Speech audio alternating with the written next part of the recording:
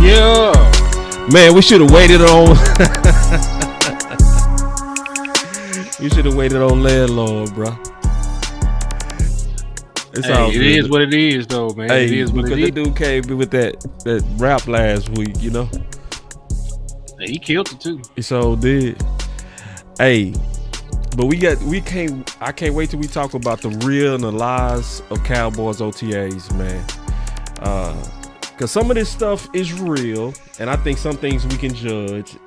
Then some things when they bring up, bruh, it's like, see this guy? Number one bullshit guy. He do the wee woo. So we gonna talk about the difference today. Then we gotta talk about this Pickens number 3. We still this week go talk about Tyler Guyton. Yeah. So when we bring up Tyler Guyton, what are we talking about? His progression, how he looking, our expectations. What we touching on with big number 60? I'm gonna surprise you, brother. Now listen. I'm gonna make you think of your feet. I hate surprises, man. They throw me a surprise party. Man, up. You kill surprises, bro. You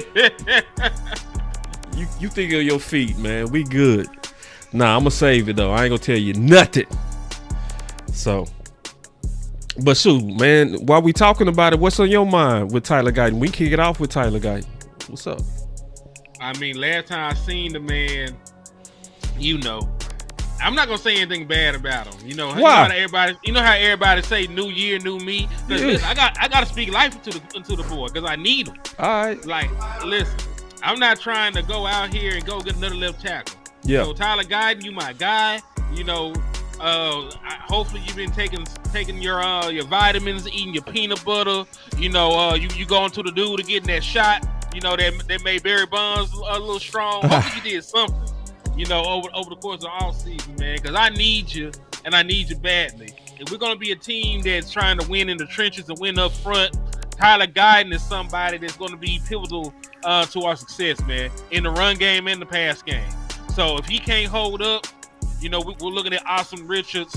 Left tackle play is hard to compensate for, man. You ain't got a good left tackle. It really hinders the kind of teams you can call. You're scared to get into 5-step or 7-step drops. Right. You know what I'm saying? You're scared to really pull them and run to his side and stuff like that. So if he ain't up to par, man, it's going to cripple your ability to run offense at a high level. So Tyler Guyton, he got to be better.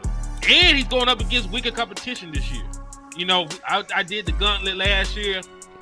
I showed all the killers he was going up against. These boys ain't really got no bodies like that, man. Not this year around. You're not going against Myles Garrett and all those other guys. And even though he really ain't fool with them that much, you really don't have those guys on the docket. You don't really have the possibility of running into too many dominant pass rushers this year. Yeah. So just by default, he should have a better season than he did last year. Right. But he got to put it together, man. Yeah. Facts. Yeah, man. So we'll go ahead and kick off the show then with Tyler Guyton. So, man, what's your thoughts on, man? Well, before we do that, man, let's play the clip real quick. Let's do it.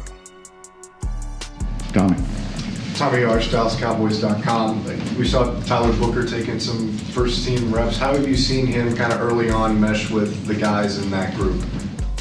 He's doing great. Again, we're creating competition. He's not taking all the ones.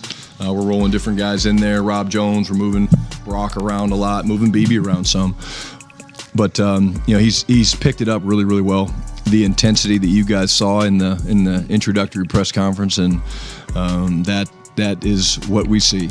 But the best time to watch Tyler Booker is probably an individual, because if whoever he's working with holding the bags and the pads aren't doing it the right way, they get a little bit of an earful. It's kind of fun to watch. So he understands that there's a mindset and a makeup that make great offensive linemen. I think along with some of the other leaders up front, I'd be remiss if I didn't mention Tyler Guyton. He's having a terrific offseason. He's working his ass off. He looks great. He brought that up on his own. Having a terrific offseason. He's working his ass off. Tyler Guyton. I'd be remiss if I didn't mention Tyler Guyton. He's having a terrific offseason. He brought it up on his own. He's working his ass off. He looks great. But Tyler Booker fits in great with what we're trying to build. Louis Scruggs to NBC5. You were obviously here with Tyron Smith was at left tackle last year. A little bit of change here.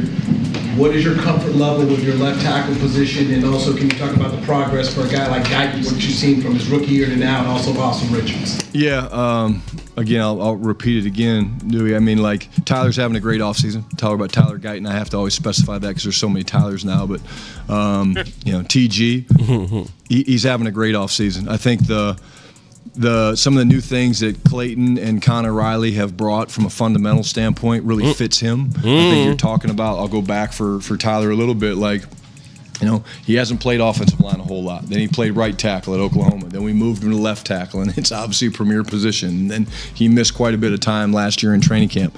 He has not missed a day. He was one of the first guys back in the building. It reminds me a ton of Jalen Tolbert, if I'm being honest with you. Jalen Tolbert, year one, you guys were all here, right? Up and down, hey, here's a high draft pick, and didn't have a great first year. JT was one of the first guys back in the building. Well, Tyler Guyton was one of the first guys back in the building.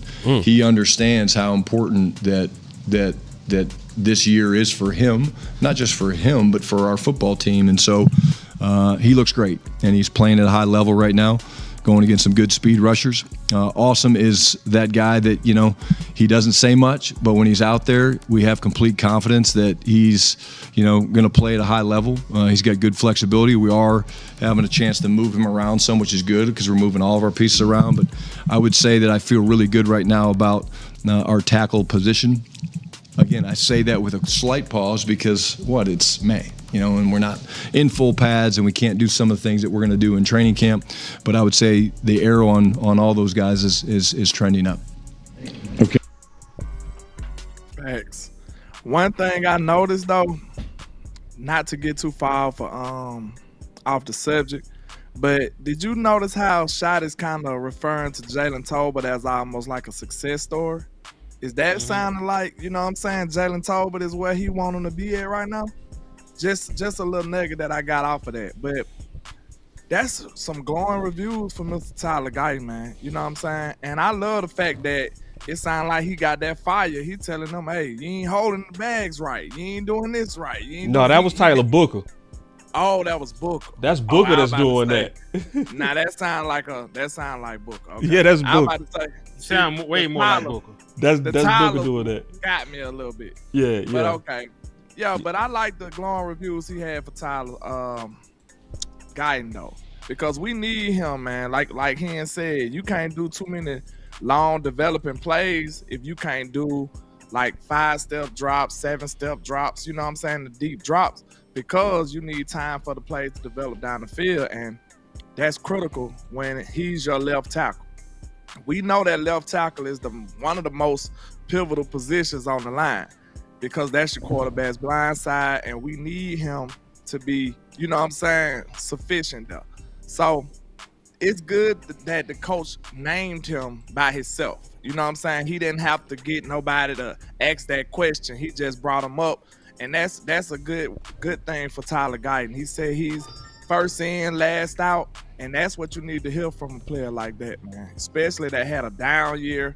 You're looking for him to be a better player for sure, by far, in 2025, especially the draft capital we got, we gave up for him. So, man, we need Tyler Guyton to be better this year. And it looks like he's taking the right steps to go forward and be what we need.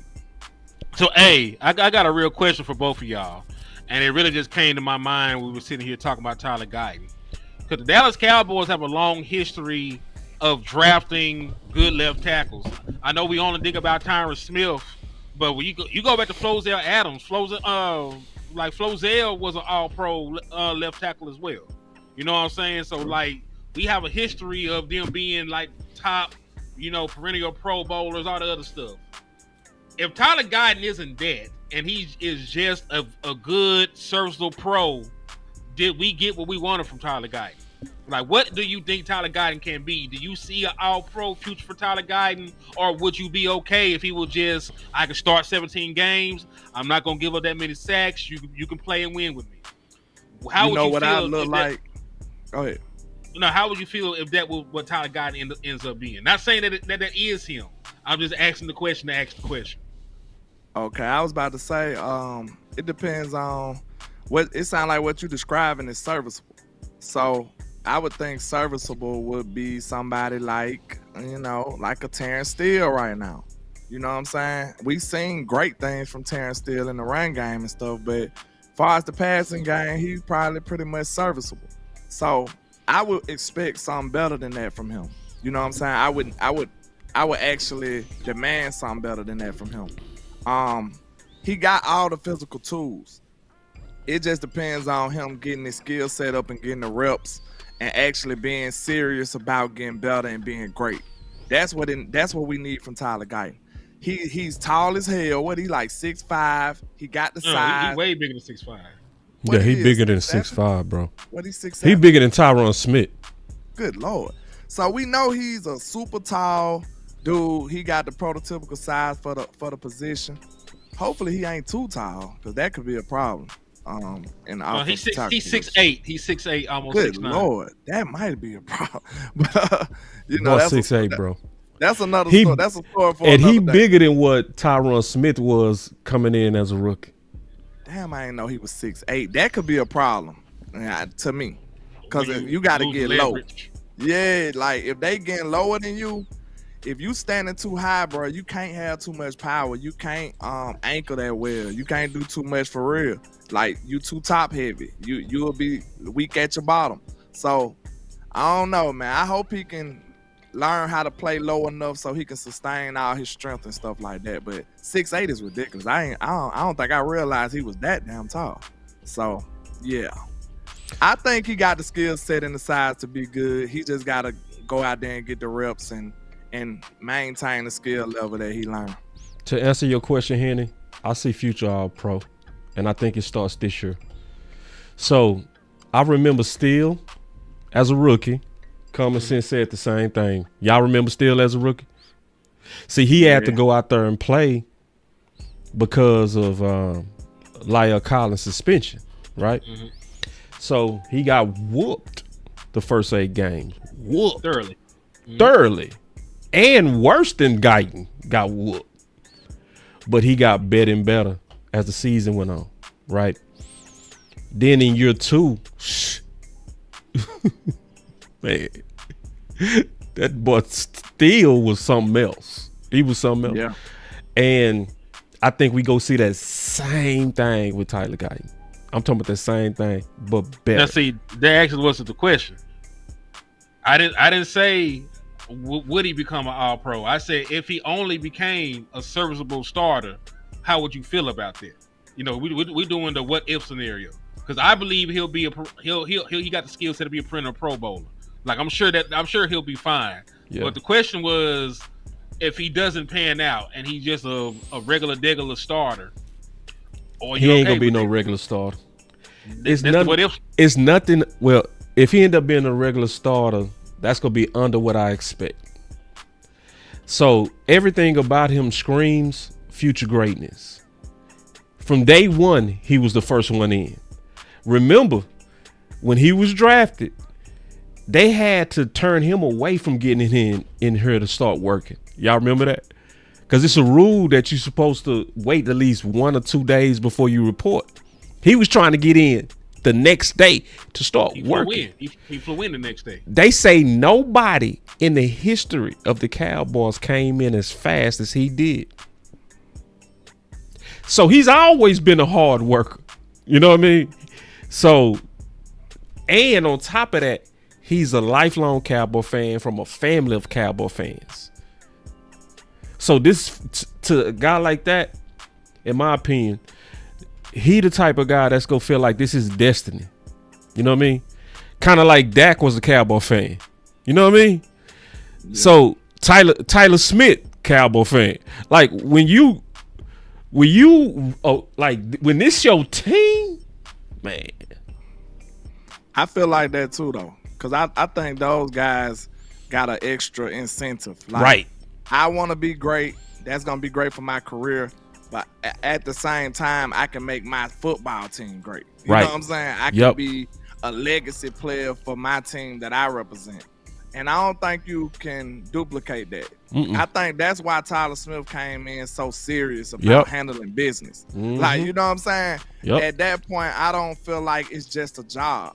Like, could you imagine us really playing for the Cowboys? Like, I'd be going crazy. You know what I'm saying? Like, man, if that'll be insane. Like, my work ethic will be different.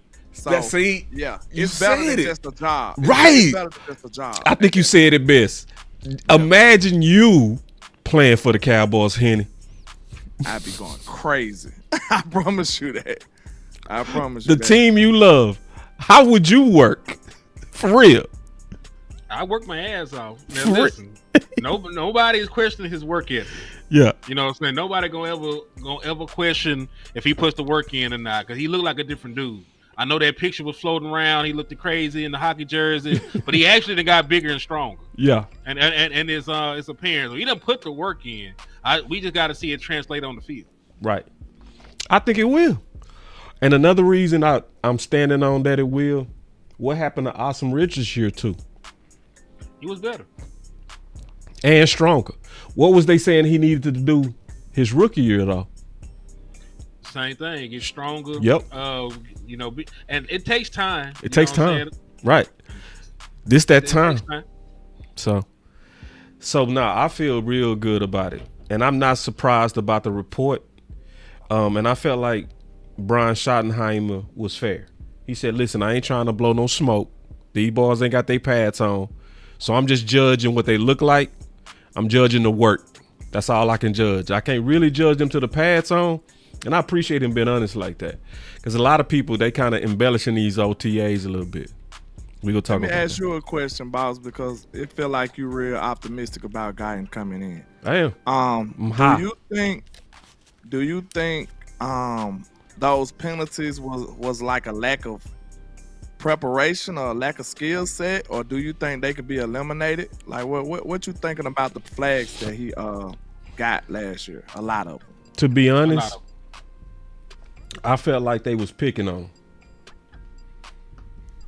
I felt like he messed up when he said the refs was trash.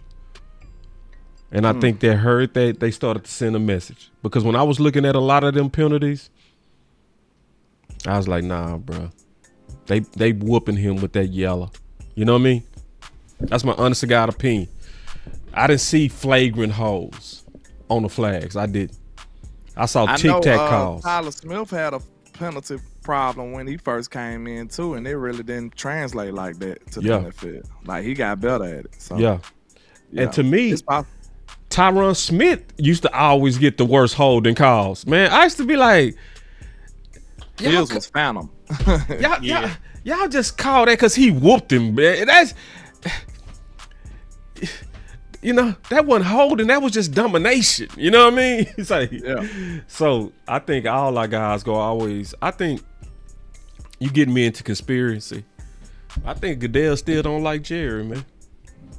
I don't doubt it. I think that's kind of evident right there. I don't even know if that's a conspiracy right there. Yeah. That's pretty obvious. Yeah. Like, he was one of the main people that was trying to get rid of him. So after stuff like that, you can never just be, you know what I'm saying? You're going to be cordial because you're professional. Right. But that don't mean you're going to be this, you know what I'm saying? Right. This friendly, kumbaya after that. buddy pal type vibes. No. Yeah.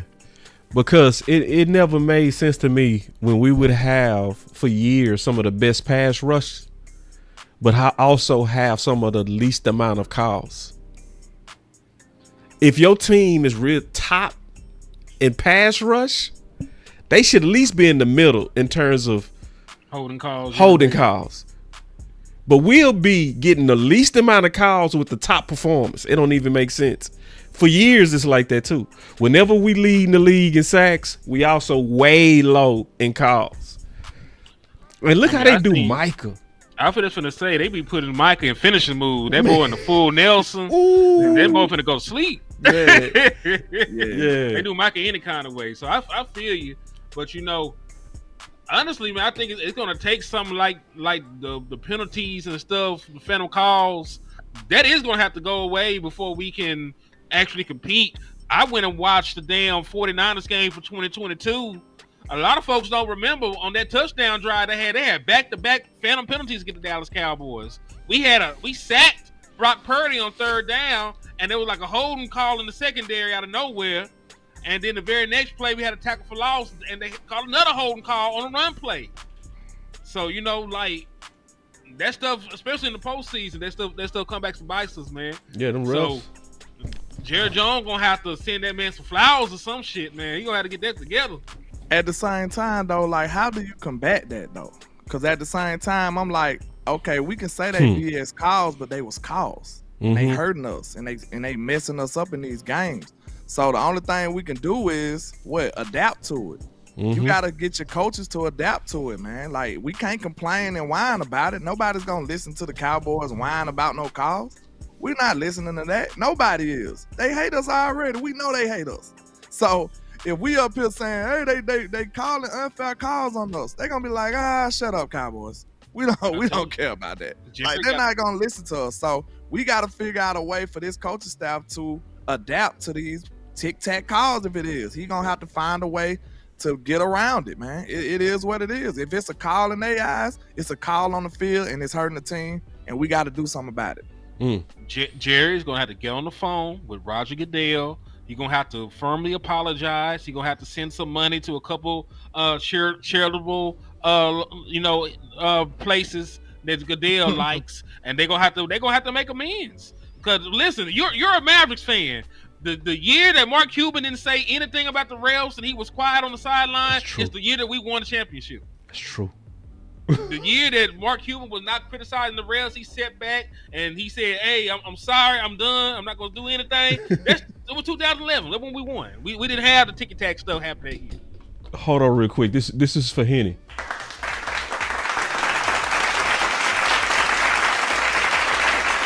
You can't handle the truth.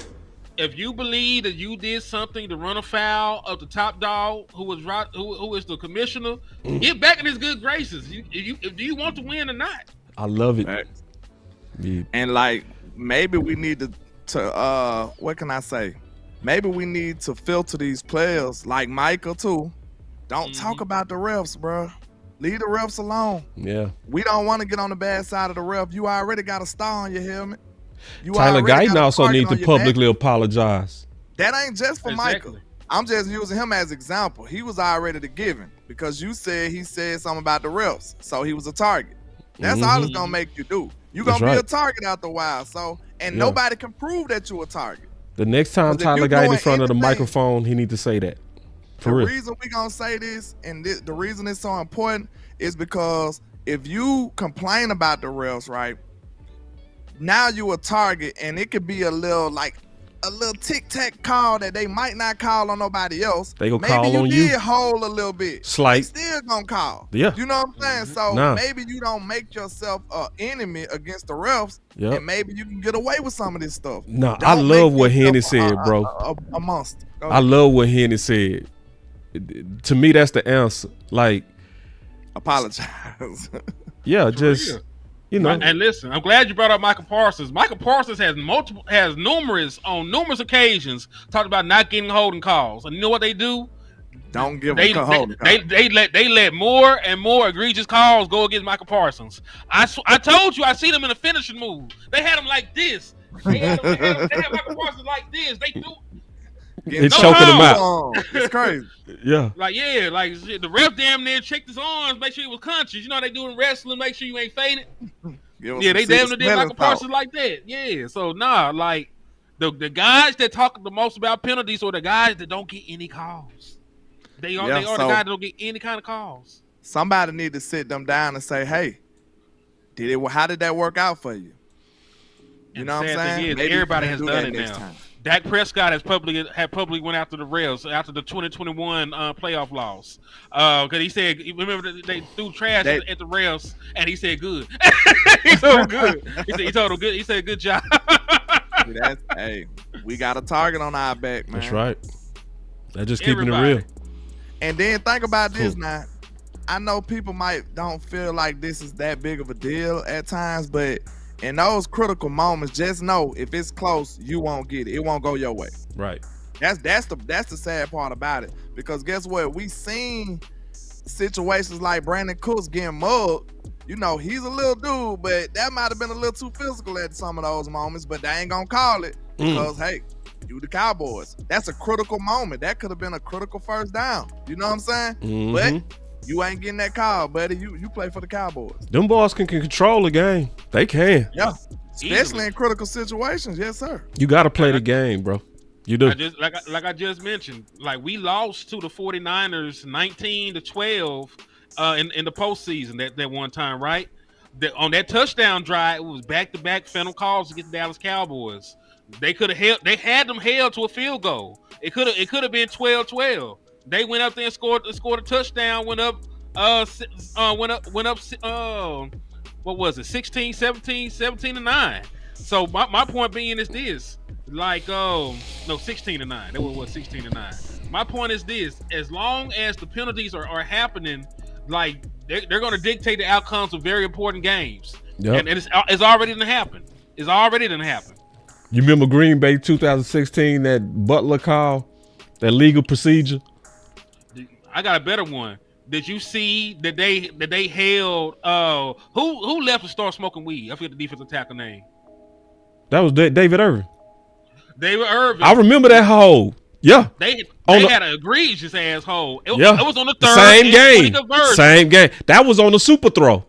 It's on the super throw. The game, the throw. I know the play you talking about. On man, they tackled David Irvin, bro. I remember that play. In front of the ref. I remember. Yeah. Those two plays killed us in the playoffs. For real. And it's a close game. Remember, we lost by a field goal, 34-31. That's facts. It would have been 3rd and 30 if they had called that. Yeah, so now, man, that's real though. It's one more reason I also feel good about Tyler Guyton. The massive investment they did in coaching. Yep. So they you know what I'm saying? So they offensive coordinator, offensive line coach. You know, then they brought in another offensive line coach. You got so many people speaking the language of offensive line, is crazy. You know, so we got Lou in the building, generation to generation in the building. What's up, y'all? Salute to y'all. Yeah, man. So we got to do some work, generation to generation. We got to do some work, man. But yeah, man. So no, I feel good about Tyler. I ain't worried about him at all. Right? If he got a suspect year 3, then year 2, I'm gonna be worried. Mm-hmm. I'm gonna be worried. But I think he go ball. One more question about Tyler Guyton, then I feel like we didn't beat the dead horse enough. All right, cool. At what point, or what do you need to see to the point where you like, let's try him at his natural position at right tackle? How bad do it have to get for you to try that? I'm gonna put it like this: just because I move him to right tackle don't mean he better than Terrence Steele. So I would still be crippling my team if he, try to make a move like that. If Terrence Steele is playing like Terrence Steele, I can't uproot Terrence Steele for Tyler Guyton, because that's another unknown. You're gonna sit him on dime. That's what you're saying. You'll just have to sit him down. Listen, if Terrence Steele is playing good football, it is a disservice to my team to disrupt the chemistry that they have with him on that side of the field. To put a player in there that may be worse. So why would I get possibly weaker at left tackle and possibly bench my better right tackle? It don't make sense to me. You know what I'm saying? Like, we're gonna have to have some part of this line gonna have to be solidified. If left tackle is your issue, it's just gonna have to be an issue this year. You're gonna probably have to just chip on that side, run away from that side. You're gonna have to do something schematically. But you really ain't gonna have no answers to it. If Tyler Guyton ain't good this year, he just ain't gonna be good. You're gonna have to put Austin Richards' ass in there, see if he can be some. Or if you're scared of that, pray about it. Just leave Tyler Guyton out there, see if he gets better as the season goes on, man. That's all you can do. Left tackle is such a premier position. What are you gonna do? You gonna trade for somebody? Anybody got a left tackle worth a damn? They ain't moving them. So man, Tyler Guyton is just gonna have to get baptized by fire at left tackle, and it is what it is, man. We gonna live with the finished product. Either he gonna come out the fire and brimstone, rejuvenated and purified, or he gonna get burnt to a crisp. I mean, I might have to ask y'all this too, because I don't know. Let me answer that though. I want to jump in on that answer. Go ahead. Let me run to the restroom. I'm gonna be listening though. I think you got to stick it out into year 3. I wouldn't even question moving him to right into year 3. I will give him a whole year 2 at left. So let me ask you this: Are you gonna try to deal with the bad play, or are you gonna sit him down until next year? I'm expecting good play.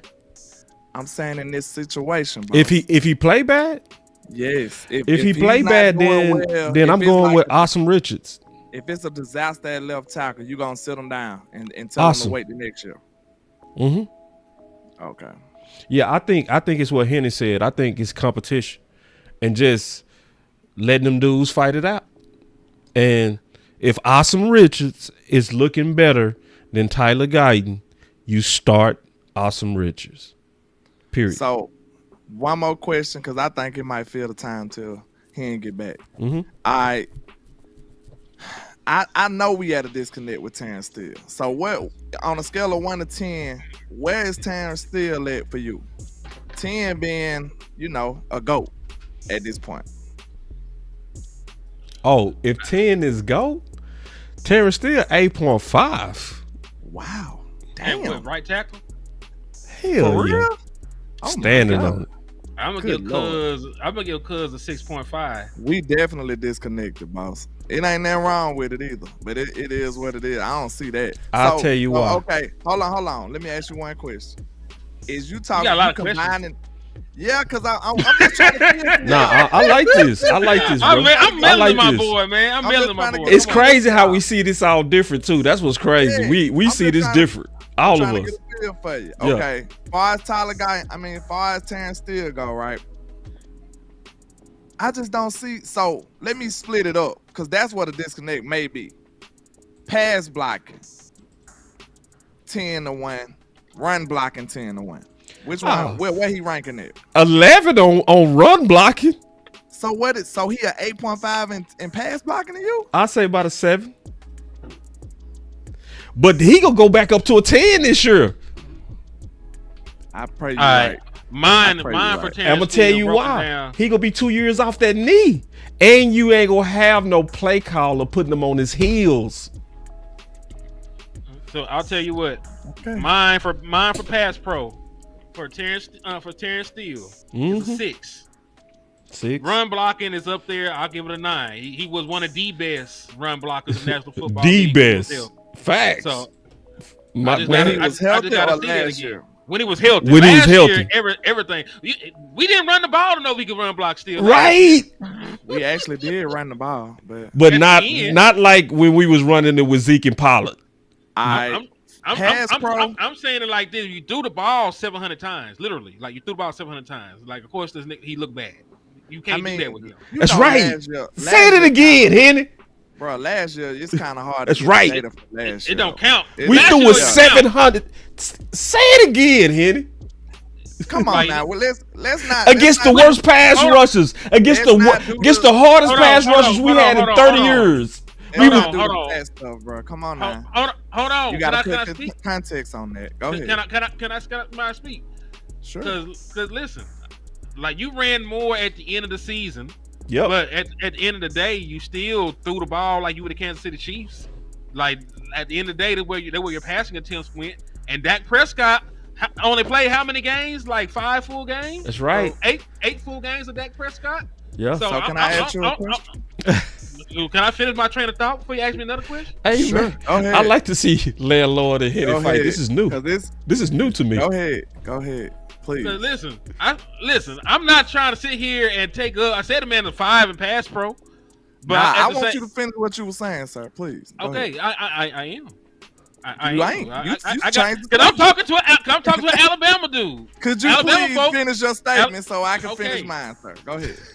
No, Matter of fact, no, we can stop the show right See now. that? He No, talking I don't even want to talk to you. I ain't want to talk to you. See, I'm trying to be professional, but he know. How you gonna say How you no? gonna just say Get no? outta here. That How boy, you gonna say no? Easy. he just say, I'm just finna be But no, resistant. for real. He gonna But filibuster. listen. That what you That on? boy say, I'm finna be resistant. Hey, I feel like Elon right now. Even with the president. Man, crazy. But for real though. Lou dog, say you team trenches now. I Who? don't know about all that. I am too right now. I'm team one tick. I'm Well, team, you team trenches. I'm team Man, werewolf. see, y'all keep changing the subject. Could you please finish your statement, sir? Okay, Please. damn, man. Listen, this man Go ahead. impatient. He Listen to getting old. Lou. I've been waiting. Lou is the one. I'm just saying this, man. Like, if you play to his strengths, I think Terrence Steele will be fine. Especially if we're comparing him to Tyler Guyton and playing on the right side. I just rather rock with the devil I know than to change stuff up. Because I think, especially him being on the right side, that can mitigate some of that pass pro shit. You know what I'm saying? Okay, you're done? So I guess so. You've been trying to go, so go. All right, so how you righteous and talking about you rocking with the devil for one, but for two, That boy said he rocking with the devil. He tripped. you always rocking with the I devil. know. You know, I don't want to rock with the devil at all. But You are the devil. I'll say this. Damn, man. Let's Y'all not do boys the fight. I ain't stats, never though. seen y'all fight Nah. like this. Also messy. And he missed. Messy boss over there. But listen, Missed your boss. Damn, Let's not man. do What's the up with all stats, this though. fighting, bro? Let's Run not it do the up. stats, Run it though. up. When we talking about this, like, you're not gonna throw the ball when you getting your behind whooped. We up here talking about 700 pass attempts. Hell yeah, they gonna throw the ball. We was getting our ass whooped damn near the whole season. Yes, we gonna throw the ball. So how are we even using that data? Like, we gotta throw that data out the door, bro. That's data don't count. Real talk. You are not finna. I run gotta the ball push when you back. getting I your gotta push tail back on that. whooped. You're not. I ain't talking about that aspect of it, Landlord. I'm just saying he looked bad because of the situation that he was in. I just disagree with Landlord on that. Hold on. Let me Come finish. on Let with me it, boss. finish. 'Cause I was a born to fight him, my boy. Go Hold ahead. on. Let me finish. Let me We gonna finish fight. this thought, and I'll let you go. I'm just saying, like, I know there were circumstances that led to it. I know that they didn't go in thinking that they would pass the ball that much volume. Because listen, the defense were giving up ass. You had one of the worst scoring defenses. You had one of the worst rushing defenses. You were giving up ass all year. So I understand what you're saying, Landlord, about how that skews a lot of stuff. But at the same token, if we got to throw all that data out, then how can we say that Terrence Steele ain't nothing right now? Because everybody played played. for a couple of years. That's why. He wasn't bad. Was he bad in 2022, or did he just get hurt in 2022? Got Yes, hurt. he was bad. Got hurt. Oh, so okay. Hold on, because listen, everybody was down this year. Dak Prescott was 11 touchdowns, eight picks. He was bad this year. Every wide receiver not named CeeDee Lamb was bad this year. CeeDee Lamb's production himself took a hit for what he had this year. Rico Dow don't even count because we didn't even believe he was a real running back until the end of the season. They didn't give that man no touches till the season was over with. We didn't play no meaningful football with Rico Dow as the lead back. So who on this team performed well last year? Like I almost want to just start over, hit the reset That's what button. I just said. We need to throw that data. You agreeing with me? We need to throw that data out. No, It don't matter. no. I think you said the data wrong. Cause see, The you data is the data. No. I'm gonna tell you what you said to why I disagree. You said we was getting our ass whooped. That's why we had to throw it like that. I think you right on the first half of the season. I don't think you right on the second half of the season. I think you right on the first half though. We was in big deficits early, which took away the run game. I agree with you on that. I definitely agree with you on that. And that did put us on our heels against the Ravens, especially against the Saints. You right. Detroit. We had some ugly games, y'all. Yeah, that's why I said early. So that's what I'm saying. That's why I say early. That's why I say I'm not throwing a while. What I'm gonna do is I'm gonna look at the data in context. So in context, they skewed the numbers. That's what I can Yeah, say. I yeah, think we can agree yeah. with that. They skewed. See, them. now- That's now why which- I'm not- so, that's but why I'm let's not talk going about it, fully though. on it. Yeah, let's go. talk about it. Where would you say Steele probably struggled? What part of the season? His biggest struggle. If you think he struggled all year, that's cool. But where would he be worse? Probably, throughout. But I say the first half. Every when game, we start running the ball, ain't nobody was talking about Steele, bro. It was not a peak. You're gonna do better when we know common sense football. So y'all not wrong when we saying if you don't put him in as many pass protection situations, he would do better, of course. Yeah. So and then on top of that, look at the gauntlet of pass rushes he was going against. He was the one going against TJ Watt. He was the one going against Thibodeau. It was him. It wasn't Tyler Guy. It was him that was fighting all the best pass rushes. He was. And he got his ass whooped. To the second half of the season, he did. Okay, at what point are we saying that we gotta protect them? You know what I'm saying? Because that sounds like protection. Sometimes you gotta protect. You gotta protect everybody to a certain degree. But is it extra protection? For Sometimes. Okay. This is what I mean. When Tank was going crazy and Michael was going crazy, how did they protect their quarterbacks? They didn't run. I mean, they didn't throw against them. That's right. They tried to run the ball. They ran the ball. Yeah, we know you got to protect sometime. I'm just saying, like, certain players, like, when we had Chaz Green out there, we probably need to protect him. So I'll put it like this. If you playing the Giants and they got Thibodeau and now they got Carter and they got Carter. They got 3. We better go into that game like running. We're going to run the ball today. Because you're trying to protect your tackles. Which is trying to protect Dak. I'll also put it like this. I'll also put it to you like this. We know that not all players are even killed with what they're good at. For example, Osa Odigizua. He is one of the best pass rushing 3 techs in the National Football League. Hands down. He is not a great run defender at all. Right. So you have to mitigate how you utilize him on a down-to-down basis. So right. if I feel like they're gonna go heavy and run against us, I might not want Osa out there. Mm-hmm. If I feel like they're going to try and spread us out and throw the ball down the field, I want Osa in on every single one of those downs. And I think it's no different with Terrence Steele. Like, Terrence Steele is such a good run blocker when he's on. Like, I can live with having him in, I can live with some of the downside of having to play. You know what I mean? Mm-hmm. Like, some folks are too good at what they excel at. I can live with their weaknesses. Like, I'm not going to not call Superman in just because they might got kryptonite bullets. That's right. You know what I'm saying? Like, we're gonna figure it out. See, I'm at like a 5 with his pass protection, and I'm at like a 7 with his run block. So like, I'm looking at it like 5 is average. Mm-hmm. So he's average. You know what I'm saying? At pass pro to me. And run blocking, he's a couple of notches better. You know, he do good in run blocking. So I don't see. I'm gonna say one more thing in defense of Steele. One. Go ahead. I think he also suffered from what Pollard suffered from. When Pollard had that clean break, right? He looked like he lost a step. But what really happened? He needed to heal. Yeah. And it took him a whole year. See, we got 1,000 out of him, but we were saying he called, but he didn't look like breakaway Pollard until he went to Tennessee. To my defensive Steele, I think we needed time. I think we needed to get that knee time. Remember, he had a December ACL, and his ACL was broken in 3 places, dog. I think so. Now, if I put it like this, I'm gonna say the same thing for both of them.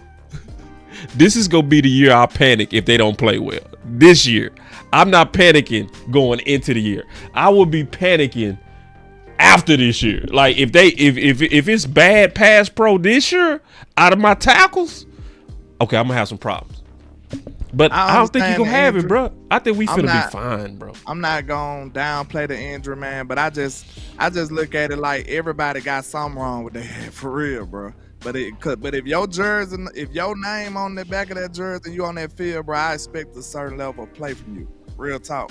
And if you can't do that year after year, then that's who you are. You putting the tape out though. So how can I be like, we don't know? But that was my case with Pollard.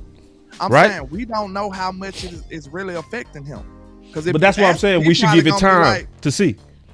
That's fair. But I'm just saying I can't take that as a full excuse though. Because we don't know how he feels. He on the field. It's not a full excuse. I think it's a reasonable. It's reasonable. That's all. It's fair. I can say it's fair.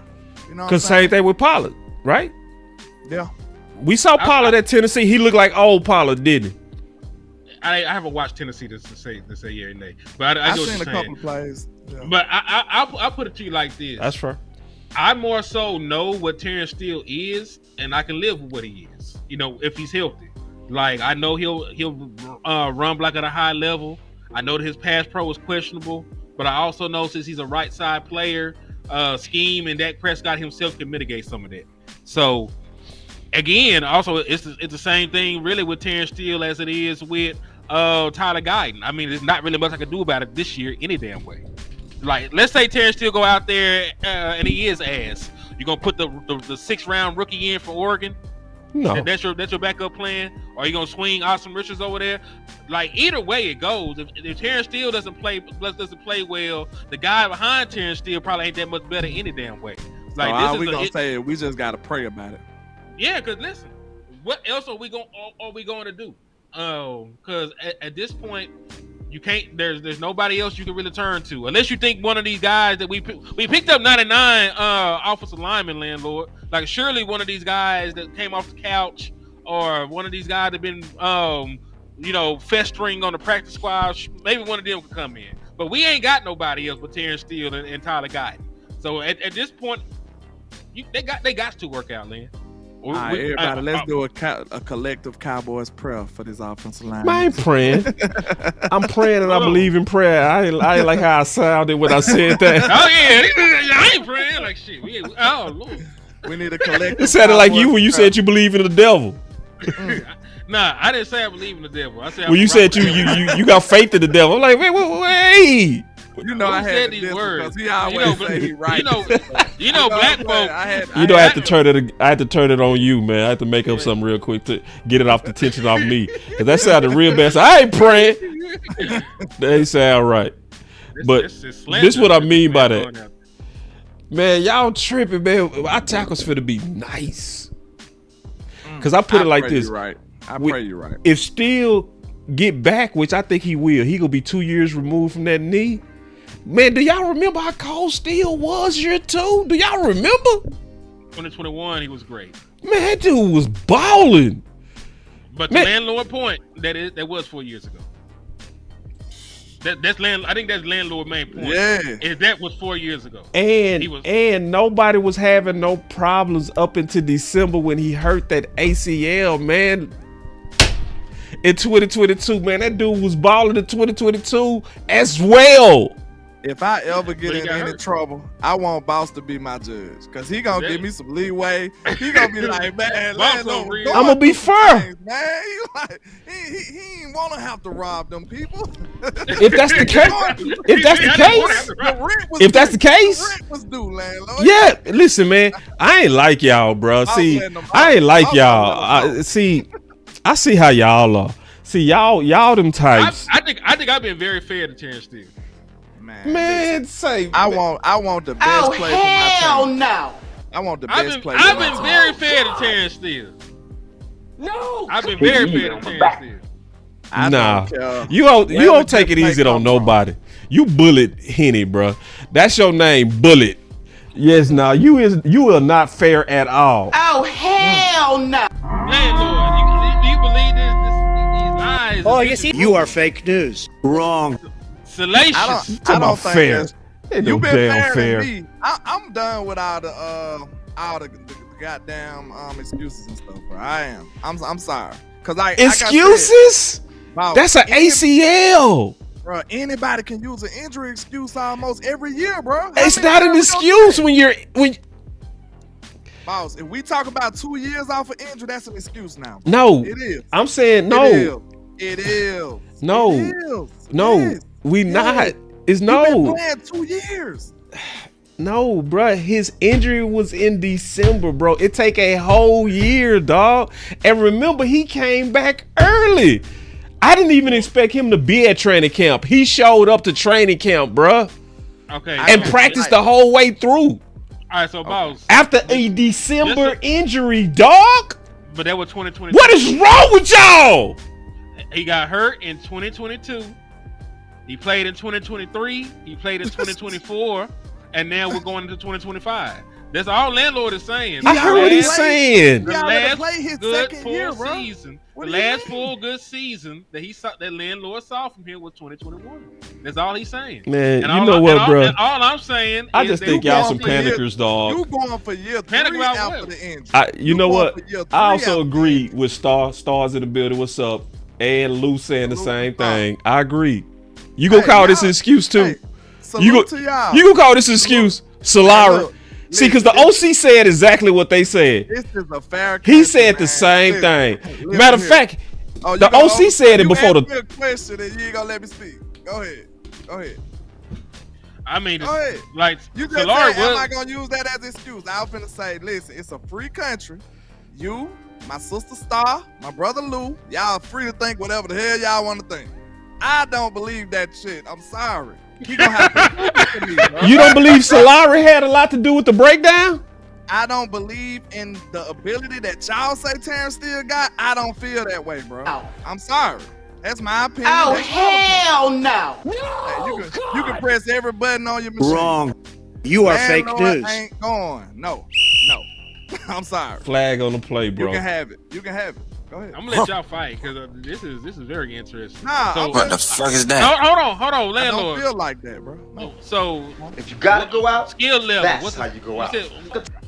I'm trying to compare notes with the people. For anybody just now coming in, what were the grades that you gave for Terrence Steele? Then Boss wants you to give yours again. I said, pass pro, he a 5. That's average to me.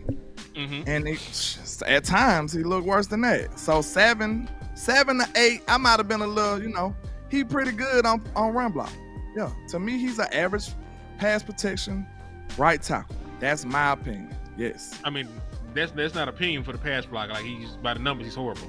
But it's the run blocking where I disagree with. Like he's like elite run blocking. At least when he was healthy. Like, we just going by that. Like pass pro, you're probably right. It probably is a 5. I just believe the only part we disagree on, you gave him a 7 for the run block. I think it's more close to like a 9, just based on metrics and shit. I ain't gonna act like I watched all four like he started in 2020. I ain't gonna sit here and act like I watched every single snap and all 22 film for the 5 years, But by the metrics, he's a top tier run blocker. So I don't think we're that far off. Boss, what were your grades? I said 11 on run blocking. Come on, man. Come on. I can't say 11. Bro, I said 10 was GOAT. So he's better than the GOAT. He's the greatest run blocking machine you ever seen in your life. Man, Terrence Steele is a super dog when healthy. He better than everything that was up front, even Zach Martin. But I've been saying that. Run blocking. Just make sure I've been saying that. Hold on real quick, bro. Listen, that's all I'm saying. Y'all wanted it. I'm finna give it to you, goddamn it. I don't want people to understand what's about run blocking. What year are you staying on? You standing on that last year too? Nah, I mean, I said when healthy, bro. I asked when one healthy. question. Nah, not last year. 2 years ago, boss. Not last year. No, not last year. 2 years, sir. What do you mean? So how's you saying that? This is what I'm saying. If he didn't give you that level of play last year, how are you saying these things? I mean, bro? I said I'm waiting on him to get healthy, bro. I can't wait on that. Not after 2 seasons, not after 2 full seasons removed from the injury. Why not? No.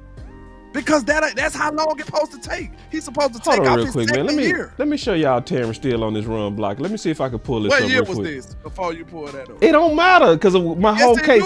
No, my case on this. No, this is my case on Steele. This is why it matter. Because as I'm saying, if he can get back to this, bro. If he can get back to this, I'm damn right when I say he's an 11. If he can get back to this. Hold on real quick. Let's just look at this, dog. Finish him. Look at this dude, and this is not when Zach Martin was declining. Man, look at that shit. 4 years ago. But this is why I said 11. I'm making my case. I'm talking about dunking grown men. dunking them, laying on them, taking them, raping them. Like, look at this, man. This is right beside Zach Martin. And look who getting that push on there. And Zeke just, man, come on, man. Perfect. I said 11, and I stand on it, God damn it. Now, watch this. This is wild. Watch this. Look at this. Man, Pollard is gone. He is gone. And that was all Terrence Steele. What you mean? What you mean? Man, this is Boss Cam. Man, look at this, man. He dunked that man. Let's go. Finish him. So when I say 11, I mean it. And I think he can get back to this. Now, because look at that. He dunked this man's head in the ground, bruh. Watch this one. Watch this one. Watch it. Watch it. Get out of here, little man. What? Man, whatever, man. I'm showing y'all. These are 11s. Watch him dunk this man on his head. Yaka! Look at this. Yaka! Man, what we talking about, man? Man, this is Boss Cowboy. Don't you ever in your life try me. You hear me? You gotta snap some collars and let you that take them out anytime you feel like it. You gotta get the ground beneath your feet, partner. Get the wind behind your back and go out in the blaze if you got to. Wow. You my brother, content brother. I want you to know this. Hold on. I want you to know this. I have secondhand embarrassment from that shit right there. Like, I know what you're gonna say. That's 4 years ago. That was years ago, bro. Hey, I know that's 4 years ago. I know. And that's why I said if he. That's why I said if he healthy. Okay, hold on real quick, landlord. If he healthy, he not 11. No. You just did your whole highlight reel. No, it's my time. Hell no. You just made all this whooping and hollering, screaming and shit, showing the highlight reel. No, this is my time now. Wait, no, that's not your time. My mic is louder than yours. I don't care. No, it's my turn now. This is boss land. This is joint. All right, go. All right, go. All right, it's my turn. You talking about all that shit 4 years ago. You could do the same thing for Zach Martin, and I'm done. Drop the goddamn mic. Hold on real quick. Hold on.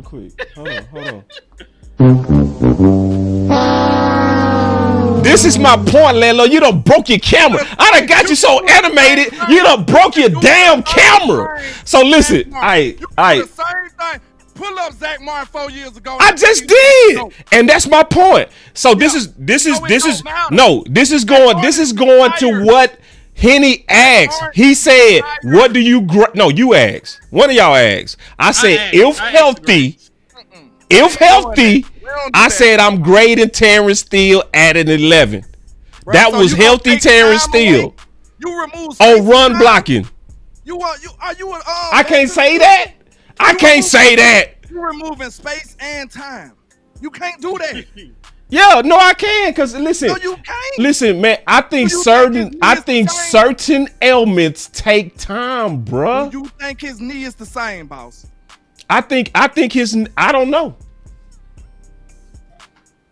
Can I say this? Because in the midst of y'all arguing, this is amazing to me. Come on, bro. What, that you losing? Hold on. How you? Why you so mad at my grade? This my grade. This ain't yours. Why you mad at my grade? You gave your grade. Why you mad at mine? I'm just tripping off how you just did a highlight reel tape and then you screaming. Boss got everybody still turned and then on top of that, because it was turned up, dog. Man, I finna show what? Man, you finna see it again now. I ain't finna do you like that, bro. You got it, bro. This is. I got secondhand embarrassment, bro. Like you just lost. How is that embarrassing, bro? What you mean? Same thing to you, bro. Hold on. No, I was just showing you why I gave the man an 11, bro. That's all I was trying to show you. But Go look at your chat, man. All I gotta say, you could have showed the chat with me. My chat over here like boss telling the truth. Except Tyreek. Tyreek, the only one going against me right now. You could have showed something from last year. Terrence Steele finished 13th in run blocking last year. You could have just showed something. You didn't have to go back in time to Cedric Wilson. Yes, I did. That man don't even play football. Cause see, listen, y'all not gonna try to fight me and both of y'all wrong, because what I said was, if healthy, I'm putting that man at 11. If was a fifth, where I'll be what?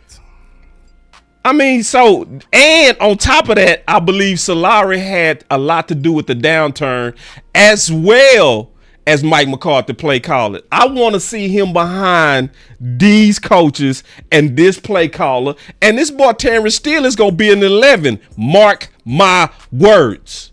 But Tyler Smith was an all-pro with these Saints. It didn't hinder everybody. And that's my point. My point is this. Wait. Because every time somebody starts talking, you just jump in. Let me go. Cooper Beebe played well as a rookie with this same coach. So I understand, like, maybe the coach wasn't the greatest thing in the world, but it didn't stop everybody. Like, Cooper Beebe was fine. He graded out fine. Tyler Smith was fine. Like, we've had good. Tyler Smith wasn't fine. Tyler Smith played good football last year. Man. He wasn't the same Tyler Smith. No, Tyler Smith was fine last year. But was he the same gangster Tyler Smith? Tell the truth. No. How long has Laurie been here? No, answer the question. Was he the same? How long was Solari here? A year. Here multiple years. He only been here 1 year. Right. Okay, I'll give you. I'll listen. What about the year before that? Then why was Terrence still not good in 2023? Are we gonna blame every single coach? Every time that Terrence Steele doesn't play. See, y'all want to fight. I see what's going on. Question. Y'all just want to fight. That's all you about. That's all you two want to do is fight. That's it. Hey, listen. This you don't want to listen. Did Solari get his ass out there and play for Terrence Steele and get all those holding calls and give up those sacks? If not, then I can't give that much to just coaching. All right. Because other offensive linemen on this team have excelled. Well, with multiple different coaches, they have excelled. Let me give y'all my rule when it comes to coaching. Tell me if you feel this, landlord. This is my rule. I wrote this in my book. And we never gonna get through the rest of these topics. We not. We messed up everything. I'm loving this though. Yeah. Because you just want to fight. That's who you want to fight. Nah, bro. Nah. No. Here we go. No, let me say this real quick. Just real quick. I'm gonna be quick.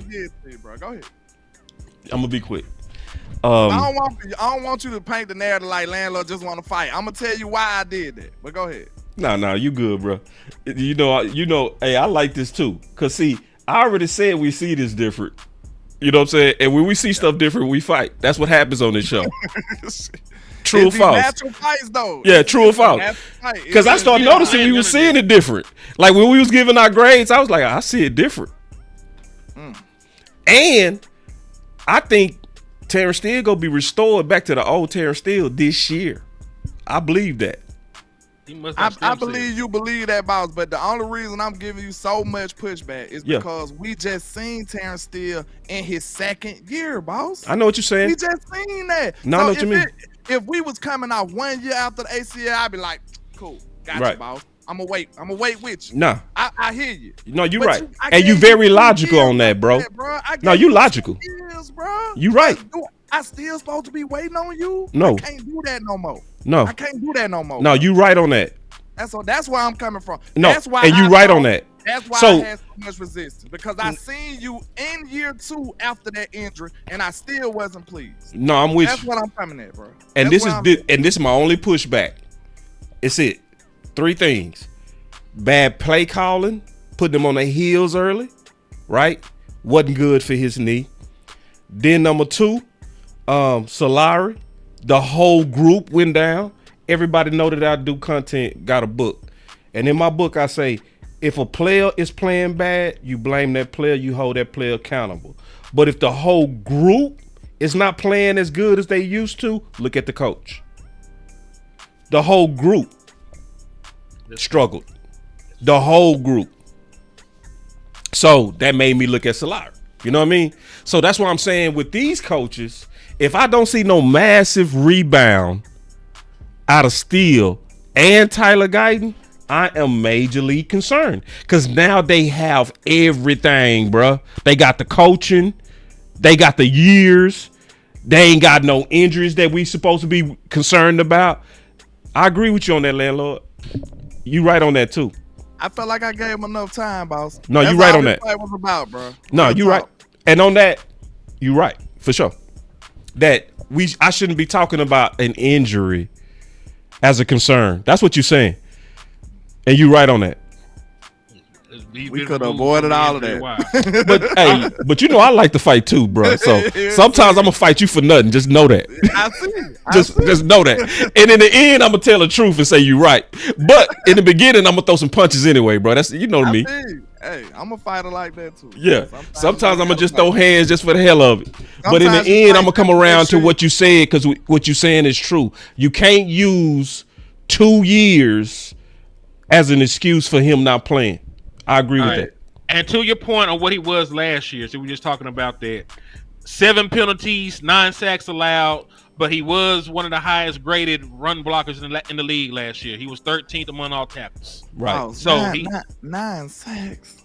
I know we threw the ball a lot, bro, but come on, bro. He was god awful in pass pro, and to Boss's point, like they did line up on his side, the best, and everything. The best. At the same time, though, if you're in the National Football League, that happens because a lot of teams have 10 sack guys, and he didn't hold up all too well. And remember, this is not the quarterback's blind side. So Dak Prescott, even with his ability to mitigate some of it, with everybody's ability to see it, he still was getting his ass whooped like that. So I'll say Terrence Steele is who Terrence Steele is. He's never going to be somebody you write home about in pass pro. But if you're a run first team, you'll probably be in love with Terrence Steele. I disagree. Man, how many? I don't think that man said 9 sacks, bro. Now I know we threw the ball an alarming amount of times, so I give y'all that. Exactly. But 9 sacks and 7 penalties, sir. Mm-hmm. That's 16 negative plays. Yeah. It's gonna be way under that this year. But I also say this: it's gonna be less than half. Maybe we run the ball more, but that's I also the point. This is my question to you though, because this is something that I looked into when it came to Brian Schottenheimer. And this is like a general question before we segue. How many carries on a season would it take for you to consider somebody a lead back? Oh man, no, ask the question because it's gonna differentiate between what a committee is and what a lead back is. How many carries do you think it takes to be a lead back in a system? Is this a general question? Right, Landlord, I know. No, I'm gonna answer this. Hold on. Landlord, what's yours? So I'm gonna say 15 times by 17. Hold on real quick. I'm gonna do the math on it real quick. 15, because you want about 15 carries to be a lead back, 17 games. So 255. Said 250, 300, somewhere up in there. All right, so he had that in Seattle. We don't look at Chris Carson like that. Chris Carson had over 250 carries his first year with him. He had 270 plus carries his second year. Mm-hmm. The only time they did running back by committee was when Chris Carson was hurt. He had a bad foot injury, made him miss 4 games and hindered his physical ability the entirety of the games he played. And that was the one year they want to run first team. So the one year that you could say that they did a committee is the one year they didn't run the damn ball at all. They were like 19th in overall attempts. Russell Wilson was the second leading rusher on that team. He had the second most attempts and yards. The quarterback. I'm gonna tell you what's happening with Henny right now. I'm gonna give y'all a clue what's happening with Henny. See, Henny did all this research on Brian Schottenheimer, and it's like a preacher. When they start studying, they'll start go ahead telling you the sermon before it happened. That's next week's show, Henny. So it plays into this though. Okay. We talk about Terrence Steele. Okay. Right. So you was leading up to something. My bad. Yeah, you're good because we were talking about if we run the ball more, right? Terrence Steele will look better. Yeah, he would. He will. It's a cause and effect because the last time that Brian Schottenheimer tried to call with a committee, they threw the shit out the ball. Like they did not run the ball when they had a committee. That's my point. Okay. One of these dudes is going to have to be that because even go back to the Jets. This man had somebody he gave the ball to 240, 250 times. I see what you're saying. Be successful committee. That's all I'm saying. Like I understand it could work, but I'm just saying for Brian Schottenheimer specifically in his career over the course of him being a play caller, that's not been what he's been successful at. Like Chris Carson was going for 1,200, 1,300 yards as a lead back. The only thing held Chris Carson up was injuries. Okay, I'm gonna push back just a little bit. Go right ahead. It was all about open dialogue, bro. He been ready to fight all day. He told you he want to fight us. Nah, he might say something I agree with. I'm just messing with him, bro. Go ahead. Brian Schottenheimer also admitted that it was only 30% of his offense with Seattle. Correct. So sometimes these coaches are running a system that's not theirs. So I'm not sure if that's Brian, to your point. You feel me? That's 30% of Brian. We go get the full Brian now. So the perfect segue into this. Me, Landlord, and Henny, we doing a deep dive on Brian Schottenheimer next week. We go really break him down. We got so many clues that I can't wait that we go really, because I think a lot of people seeing him wrong. I think they seeing his scheme wrong. I think they selling what's not going to be that's not going to happen. But he's talked enough to put it together. So we gonna put it together next week. That's gonna be a dope show. But y'all already know. Walk up in the life. Yeah, I'm really him. Let's go. Talking my shit like I'm really him. Hold up. Look, walking this bitch like, hey. Yeah, I'm really him.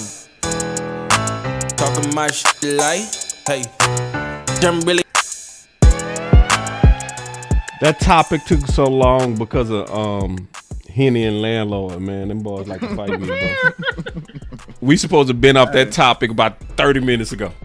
Hey, I'll take the blame. But that's, hey, real talk though. It's good though. I'm glad Real talk though. Real talk. We supposed to have talked about Tyler Guyton, but it segued to Steele. Then it segued to a fight. Mm-hmm. That's just how we do. That's why I say our fights be real on here, bro. It's crazy. Facts. But going back to him, George Pickens got his number. So Landlord, as an ex-receiver, what's your thoughts on that? On the number? Yeah, number 3. I think it's a decent number. You know what I'm saying? I don't know if that was his first choice. I would like to know. You know what I'm saying? Me too. I'm just a little, interested in seeing was that his first choice. Yep. Why? Now you got to say why. Now you can't do that. That's a good tease. You got to tell us why. Because it might be a little politics involved in them. You know what I'm saying? He might not be being treated with the proper respect that you go and trade for a star and bring him on your team. You know what I'm saying? We need to be trying to get him to show him that we welcoming him with open arms. You want know what I'm answers? saying? Like, we want him to feel like, hey, I found a home. You know what I'm saying? We want to welcome him with open arms and not with no conflict. We don't want to meet him with no conflict. So I think that would have been a good show of faith if we would have been like, okay, let's get him the number he want. You know what I'm saying? Like, that's not too hard. Like, the two numbers that he played under, 1 he played under in Georgia, and then 14 he played in Pittsburgh. So I feel like them would have naturally been in the 2 choices unless he wanted a clean slate and just wanted to start over and build a new legacy for himself. Because that was very possible too. So we'll have to see. I might need to see what number he was in high school. That might be where the 3 come from. So let's see. And he played at Hoover, so you have to look. Yeah. I mean, of course you know. Yeah, I do. 2 a days. This is how I feel. I'm glad it's out the way. It's better than 13. I feel 13. I'm not superstitious, but last people that had 13 been injured. Michael Gallo had 13. He stayed hurt. Overshown had 13. He stayed hurt. So I'm glad that he out of 13. My only pushback to what Lynn said about, getting the proper respect about the number, the more I looked into it, the less I felt bad for the man. Like, hell, Deion Sanders was already an All-Pro. He was already a Super Bowl champion. He was already primetime Deion. When he came to the Dallas Cowboys, he had to buy the number 21 from a 4th-round rookie. He gave the boy a Beamer. to get the number 21 from him, right? Cam Newton could not even get his college number because the third string quarterback had it and tried to charge him $1 million for the number. You know what I'm saying? So better people, better prospects, better people than George Pickens have walked through the door, and they had to show the proper respect for the people already in the locker room. I know that you're this big guy over there, but you still show the owners as a man to come out there and say, "Hey, I want the number. I'm gonna give you something for it." That's usually how they let that play out and resolve itself. Hell, Eli Manning had to send his kicker on a vacation to get number 10 as a rookie. So all I'm saying is this: if all these former players, all these former Hall of Famers who had more skins on the walls or were better or higher touted prospects coming in had to do that to get their number, George Pickens, you ain't special. If prime time gotta give up a beamer, you want 14 bad enough, man. You can send my boy Marquise Bell about 40 bands. Like, hell, matter of fact, Ashton Genty, they said that he gave his kicker like 100 bands to get number 2. He a top 10 pick. He wore number 1 at Hoover. So he was 1 at Hoover and at Georgia. Yeah, so that's how I feel about it. I'm sure that behind closed doors they could do something about it, but from what I've seen, if everybody else doing it and that's league wide, Jerry, you might be overstepping your boundaries doing that shit. What you mean? Let man be man. Like I'm a grown ass man. I wish a nigga would take something from me. I don't give a damn if it's just a jersey. You was doing good till you said that, man. I couldn't fight you till you said that. No, for real. Because you opened up your chin once. I couldn't fight you on nothing you said until that last statement. The statement before the last, I agree with though. Yeah, I agree with everything until you said that last thing. When he said it could be something that could be done. That's all I'm saying. That's all I'm saying. It could be done, bro. But should it be done is the question. If that's not how it's handled anywhere else, even in Dallas when we were winning championships, that's not how that was handled. So I don't want that to be the standard here. We just up here snatching our veteran player jerseys. They don't even handle that. If the number 1 overall pick, number 2 overall pick can't come in and just demand a jersey, what made George Pickens so damn special? Because we did it to Cedric Wilson for Michael Parsons. Also, to push back on that, Cedric Wilson was number 1 in college. They were moving to that was the first year they were able to have single digits as a wide receiver. He wanted number 1 any damn way. The only thing they guaranteed him was that he would get it. But what happened was on draft day, before those numbers was real signed, they said, what's gonna happen with 11? And you know what Jerry's answer was? Oh, we're gonna worry about that. He gonna get 11. So that's all I'm saying. I'm saying that like that's all. That's all I'm. See, that's why I said I was with you, and you was fair too. No, you was fair. You was fair all the way until you said, "I wish somebody would come in here and try to take my number." No, Jerry snatched that boy number. Wanted 1 any damn way. What that boy Bubba does say? Come here. Matter of fact, what would Jerry have done if Cedric Wilson told him no? He probably would have cut Cedric Wilson. We would have went and get the CBA. Like hell, like once the number issued is yours. Like you technically can't. I'm just saying you technically can't. I know that you can, but you technically can't force it out there, mother. All right, let's talk about this though. Yeah, see, I was about to say that we just did a whole show where we pretty much eloquently talked about how important the numbers are. So I mean, I understand the righteousness that you're going off of, but some shit just ain't the same, bro. Like, that's right. You are you, and I'm me. I'm better. Give me the damn number. And DM was better, and he still gave a 4th round pick a beamer for the number. So I'm saying, if it was that big of a deal, George Pickens would have paid some money. I'm not going to sit here and talk about folks politic, and he ain't came out of pocket. Can we be foul? You don't know if he tried though, man. Hold on. And if he said no, you ain't even keeping it real, dog. Did I not tell you that Cam Newton couldn't get his number because the dude tried to charge $1 million? Or man, you ain't keeping it real right now, I kept it 1,000 because they can tell you. You kept it about 50. I don't think he thinking about the other aspects. He not. Okay. He tripping. This is what I'm gonna say. You named several occasions where this stuff happened, and it was like a teeth pull to get it done, right? Yeah. Get him, Land. Do you not know how many times that it wasn't though? Thank you. Know you. what I'm saying? It's not highlighted. I know because stuff don't get reported every single time. Get him, Land. Like you got it. You got these prominent players who went through stuff. You know why it probably was newsworthy? Because it's usually not. It's usually not that hard to do. That's probably why they like, oh, Dion had to go through all of this, because usually it shouldn't be that hard to get your damn number, bro. That's probably why it was all newsworthy. So I just want you to understand, it's a whole lot of other occasions where the shit just happened. Get out the way, little dude. You must don't know who I am. That's right. Like, why you don't give me? I just take it then, little nigga. But see, They but ain't you how they said, put it, but you know, I know what you mean. But the thing is, and I think you said it best, Landlord. I wish we knew what Pickens wanted, because that would really tell us. Because right now we spitting balling because we don't know what he wanted. Yeah. But if he I put it like this: if he wanted that one, in my opinion, he should have got one. If he paid for it, I'm fine with it. True. Because see, this is because this is the case that Henny trying to make. He making the case that it's just capitalism, that it's a free market, that they work it out as men. I don't think it worked like that all the time. A lot of times though, like they're too. Listen, we got too many examples of it going. Like, I understand what Land is saying, but for everybody, but what a lot of the players say, because everybody has podcasts now.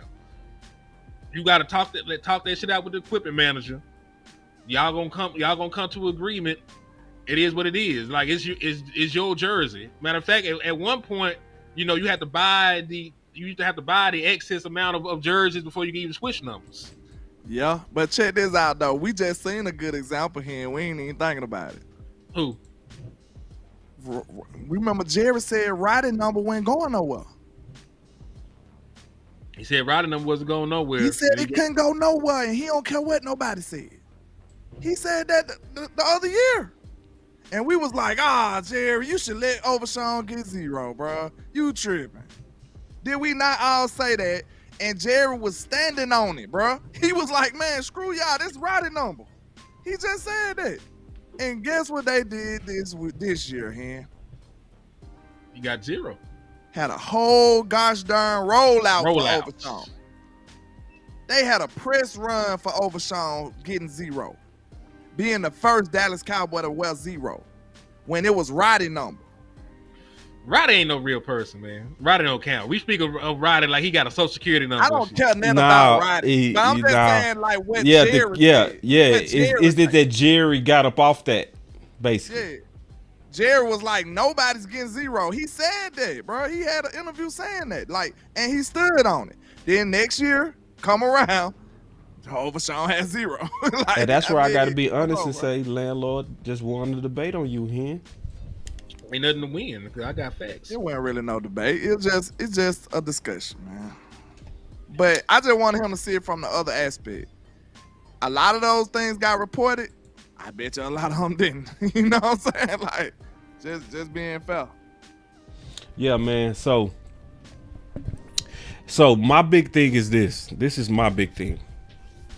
My big thing is what you said, Landlord, is I want to make sure that we don't have the our guys philosophy even on Pickens. That's the main thing that I'm concerned about. So yeah, maybe it was nothing. Maybe it's like Hen said, that it was men that needed to work it out, right? It could be just like what Hen said. That's fair. But it's one of those things I'm keeping my eye open. That's all. I'm just keeping my eye open. And I don't want to. That's about giving the reputation, bro. That's we just right. Got PTSD. That's right. That's right. At the Cowboy, like, we know y'all. That's right. Why? Hey, we gonna make the Cowboys clap their hands. If they come in our house, they gotta clap their hands until we come back from down upstairs. That's right. You know what I'm saying? We gotta make sure they ain't stealing that. You know right. what I'm saying? We just don't trust you. We don't trust you. We don't trust you. But that's why I look at it the opposite than y'all do. If every other organization has a story about it playing out like the way they said, of folks coming in having to go and pay for their jersey, work it out with their teammate, just to show that there is no favoritism. Like, hey, just because you this top guy, we already assigned this jersey, you work it out. Like that is like fair. That is not showing favoritism. Like, everybody has their own number. If you want that number, work it out with him and buy the motherfucker. Like, that's how that's the story. Oh, hell no. Oh, you gonna let me finish the damn thing, button master? No. God damn. See here, Like, right? y'all That's the best definition of being fair. But like, the only reason it could be a pushback on that if they ever did it for anybody else. That's the only. And they did. That's why I hit that button on your ass. Hell no. Because they did it. And nobody else. So you can just go. Deion Sanders better than everybody you name. I don't give a damn. No, of course that. Okay then. So that's no, there ain't no K then. This is the see you see. No, you debate me. See, you see. No. No, come on back. You can leave. I'm gonna whoop him behind his back. This is how you whoop people, behind their back. See, this is what Hen tried to do. Hen say, if you can look around the league and see other teams having to work it out that way, then that's likely happening with you. But you can't do that with the Cowboys because you see them work it out different on numbers. True. And that's my point. So it's like, yeah, man, no. When Michael was picked, before Cedric had an option of being able to get number 1, they already said, oh, no, that 11 is you. And Jerry said it. It's hard to argue that, right? I can't argue when he sat on the podium and said it. So, nah, bro. So, no, landlord, we are within our rights to keep our eyes open for politics. Yes. Yeah. Because I don't know if y'all understand why we so paranoid with the politics, because that could hinder your team, bro. That's right. Real talk. Like, politics is the reason why Tony Pollard didn't get used. You know what I'm saying? In his first couple of years, why he didn't get enough burn. Why Amari Cooper only got single-digit targets in a playoff game. This is the reason that we want to prevent this politics stuff so bad, because it can hinder our team. It really just can screw up a lot of stuff, a lot of good stuff. That's right. We don't want to give them no leeway to do that, bro. That's right. We want the best players to play, and we want it to be fair. I don't care if somebody, like, just like this tight end stuff, if Brett Spanford come out here and hoop better than Ferg, his ass better be playing before Ferg. It is what it is. Like, don't y'all want the best man to win? That's the complete definition of fairness. That's the complete definition. I don't want Ferg to be starting if he ain't the best tight end on the field. I'm sorry. No, I like Ferg. Y'all know I was a big Ferg fan. But hey, if he's not the best tight end, I need that guy on my team. It's team first, bro. You want the best players to get the best opportunities to help this team. It is what it is. That's where football is to me. Like, it's competition, and the best man need to win. That's how you have the best team and the best product on the field. Well, I agree with you on competition. I 100% agree with you on competition. But we talk about the politics behind the numbers. And it's politics to just give George Pickens the number. That's politics. It's politics. It's politics in your favor, but it's still politics. You just go give George Pickens the number, and other players had to go about it a different way. It was politics when they gave Michael Parsons 11, right? But we agreed with it, so we ain't gonna say nothing about the politics. It's big dogs. It's also the recognition of where you stand. Sometimes you got to know where you stand. Sometimes you do got to know your place, though. Sometimes you got to know your place. Real talk. This is Pickens, Tolbert. Yeah. This is Pickens. You're right. You didn't make enough plays. Give me your number 1. Your jersey ain't selling. He led you in touchdowns last year. So, hey, Tolbert, hey, I'm going to need... Tell that nigga what color beans you like. Tell him what color beans you like and tell him to send it to your crib, dog. Come on, so look, give my beans, dog. I'm with you on that hand, but look at this, though. You might be seeing one on the bench for all you know. He probably is gonna be on the bench. You might see one on the bench, bro. You talking about give him a beamer? When I could be making millions of dollars off of his jersey? I like it when y'all fight. It's not a fight. It's just the truth. We see it a different way. Nah, yeah, because you wrong on this, man. You the one that's wrong. You wrong. You are perpetrating bull right now. You are wrong. You are wrong. The big dogs eat first, dog. What are you saying, Henny? What the fuck wrong with you? Had that been the case in every listen, if that was the case, I wouldn't have all these examples for your ass. Oh, so apparently they don't get to eat all the time. If Cam Newton ain't number 2, and every one of them except for Cam. Hey, but look, except for Cam. Crazy though? What if Jordan would have got traded to the Mavericks and he needed 23? you gonna be like, we can't do that for you. Because it ain't fair. It ain't fair. Henny over here like, it ain't fair. If you don't get your ass out here talking about fair, life ain't fair. Get over it. Well, a fan would have came out there and removed 23 off of somebody back for MJ. Like, it has to happen. Can you talk to him? Landlord, talk to Henny. He ain't listening. Did Deion Sanders do that, balls? You keep talking about all these.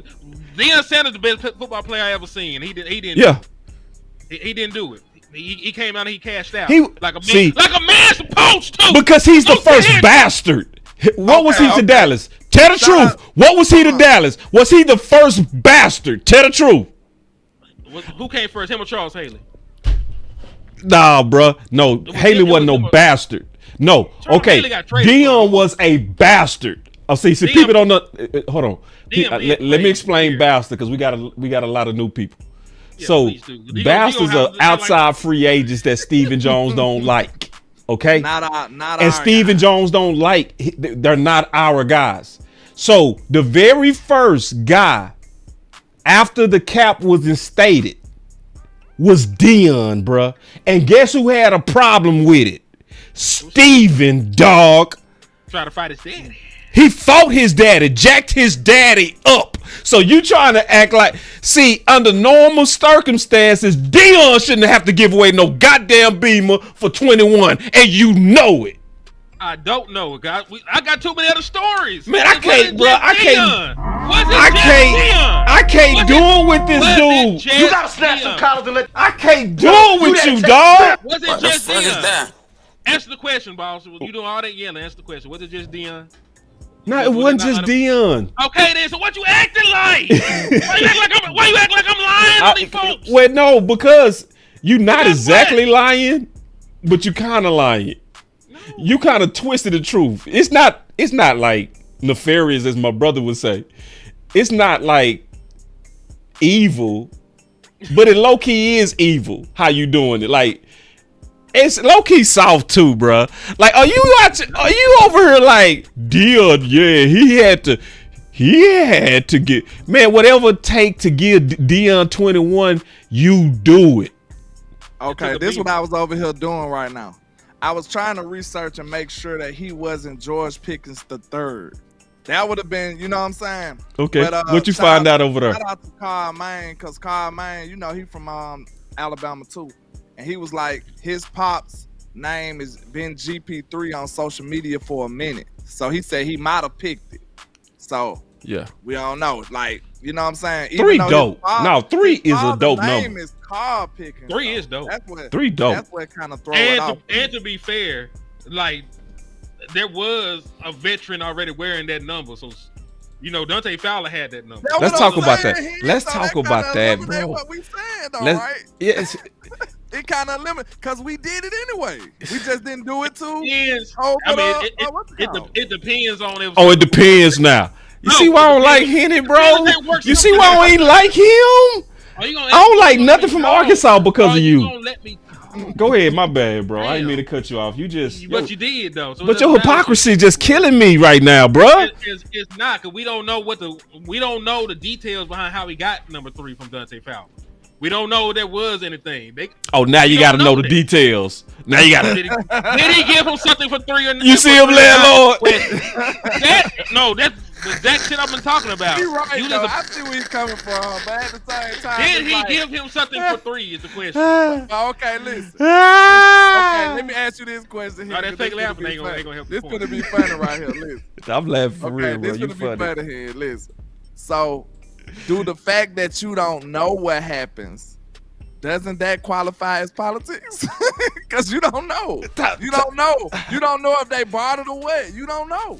So Got a now point. we can say he didn't do nothing. We can say Whole they time. didn't- You right, 'cause they can see. We didn't pay him anything. We That's what I'm and whole telling you, time bro. could have gave him a brick of cocaine. You don't know. Well, I say this. I say this about Fowler. You gotta give us that one, bro. We don't know what happened, so it's basically the same thing. It is. He ain't gonna admit that though. I just said it. What the hell you talking about? Boss don't listen to me. We just Boss gotta be talk this yelling. stuff out sometimes. We just gotta talk it out sometimes. It's basically the same thing, bro. It is the same thing, but he ain't gonna admit it. We don't Then know I what just went said on to get that number, so it's the same thing. The thing I want to say though is this. But you don't know what paid for. You just say it's an unknown. I do want to say this about Fowler though, because I know his dad. If anybody has the character to give up a number, it's Fowler. Because I'm gonna be honest, bro.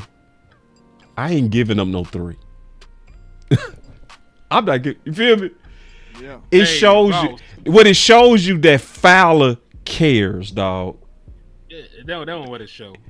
What? It showed Donovan Wilson gonna get cut. He gonna get his 6 back. Carl Maine sent me the his. So you just made that up? Twitter. You heard? Nah, He I sent was me meddling. his Twitter on here. It's George Pickens, and then he got hashtag GP3 on his handle. So, and this was before he picked 3. Man, shout out to Fowler. This all I'm gonna say. Shout out. Dante Fowler. Shout I out to still gotta Fowler, get, man. I still gotta get that man You jerseys. see, this is I'm gonna tell you what's going on too. In my opinion, I ain't talked to his dad. This is me. This is the bastard sticking together too, bro. This is another bastard saying, bro, I know the feeling. I know the feeling. I got you, big dog. I got you, big dog. I know how I feel when you are outsider coming into Dallas. I'm gonna give you my number. You feel me? See, that's somebody who relating with the politics, dog. Huh? It played out like that. That's real. I bet you. I'm gonna get on the phone. I'm gonna find out. I ain't gonna never say the truth. I'll probably tell y'all, but I'm gonna find out. But I bet you. I bet you. Yeah, I'll keep that I'll keep that. I'll keep that to myself. But because he looked out. He gave him a couple. You know what I'm saying? He looked out, bro. He did. Some such and such. Man, he gave him 3. 3, dog. 3. 1, 2, and 3 is dope. It start going downhill at 4. When he's 6 with us wide last receiver. the last time, Fowler. He was 6 here. He was 56. Oh, he was 56. I'm thinking about he did have 56 before he switched to 6 in Atlanta, but still they could have gave him at 6. Okay. Yeah. See now, that's another case for what Boss might have said. They might See? have had to stick together. Ain't no telling. I bet you he was like, bruh, I already know what it is when you're an outside free agent. They treat us different. I know you want to be dope. You know what I mean? I got you. I'm gonna make plays anyway. You know what I mean? Cause listen, I think we can all agree. 13 went it, bro. I would have. I was horrified if he would have played with 13, bro. I'm not gonna lie to you. If he played in 13, he would have got hurt week 1. That's the kind of Dallas Cowboy look it is. Hey, and he didn't even. The main thing is he didn't want 13. That's the main thing. No, we working it out. He was telling people what he thought of 13. No, this is only temporary. He was telling people I ain't want no 13. Yeah, because I told you he said that. Everybody talking about he wearing 13. I said, man, that man ain't said it was temporary. Like, I don't think nobody else heard it for real. That boy said, man, it's temporary. That man said, this is temporary. Temporary. All right. Now, this the topic I can't wait to talk about real quick. I'm gonna change the vibe. What's up? Let me change the vibe. OTAs, true comp or politics? True competition or politics? Will Shotty play the best players? Let me play this and we're going to start talking about these OTAs discussions because I really want to kind of get into that. And I think y'all are the perfect two. This is what he said concerning some people in OTAs. Listen. Nick Harris, Full Start Soldier. I want to ask about a couple of guys we've seen had good days. Miles Sanders on Thursday and Kyrie Elam over the last couple of weeks. Both of those new additions. What have you seen from those guys in their respective? So I'll start with Kyrie. Obviously Florida Gator, first round draft pick. Sometimes it's just there's issues with fit, there's issues with different things, but the talent jumps off the film. We keep track of our players' speeds, each week to see who's hitting top speeds. And like I said, the one thing I'm most proud about is the way our guys run. Pre-snap, but more post-snap, the way they run and cover. And he's been consistently at the top of the skill guys on defense with his top speeds. I think he's really taking to the system, the coaching from DA and Andre. So I think he's in a really good spot. He's playing with a lot of confidence. But again, it's I guess we're June now. So yeah, we're June, but we're still in OTA football, and we're still limited with what we can do. And the defense does not have equal right to the football. That's the rule. And so the defense does not have equal right to the football.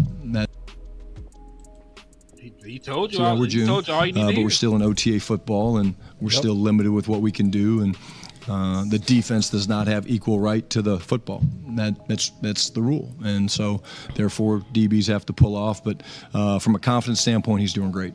And Miles, I don't know why anybody would be surprised with Miles' ability. Having been in the division and played against Miles when he was in Philadelphia, you talk about a guy that's a home run threat.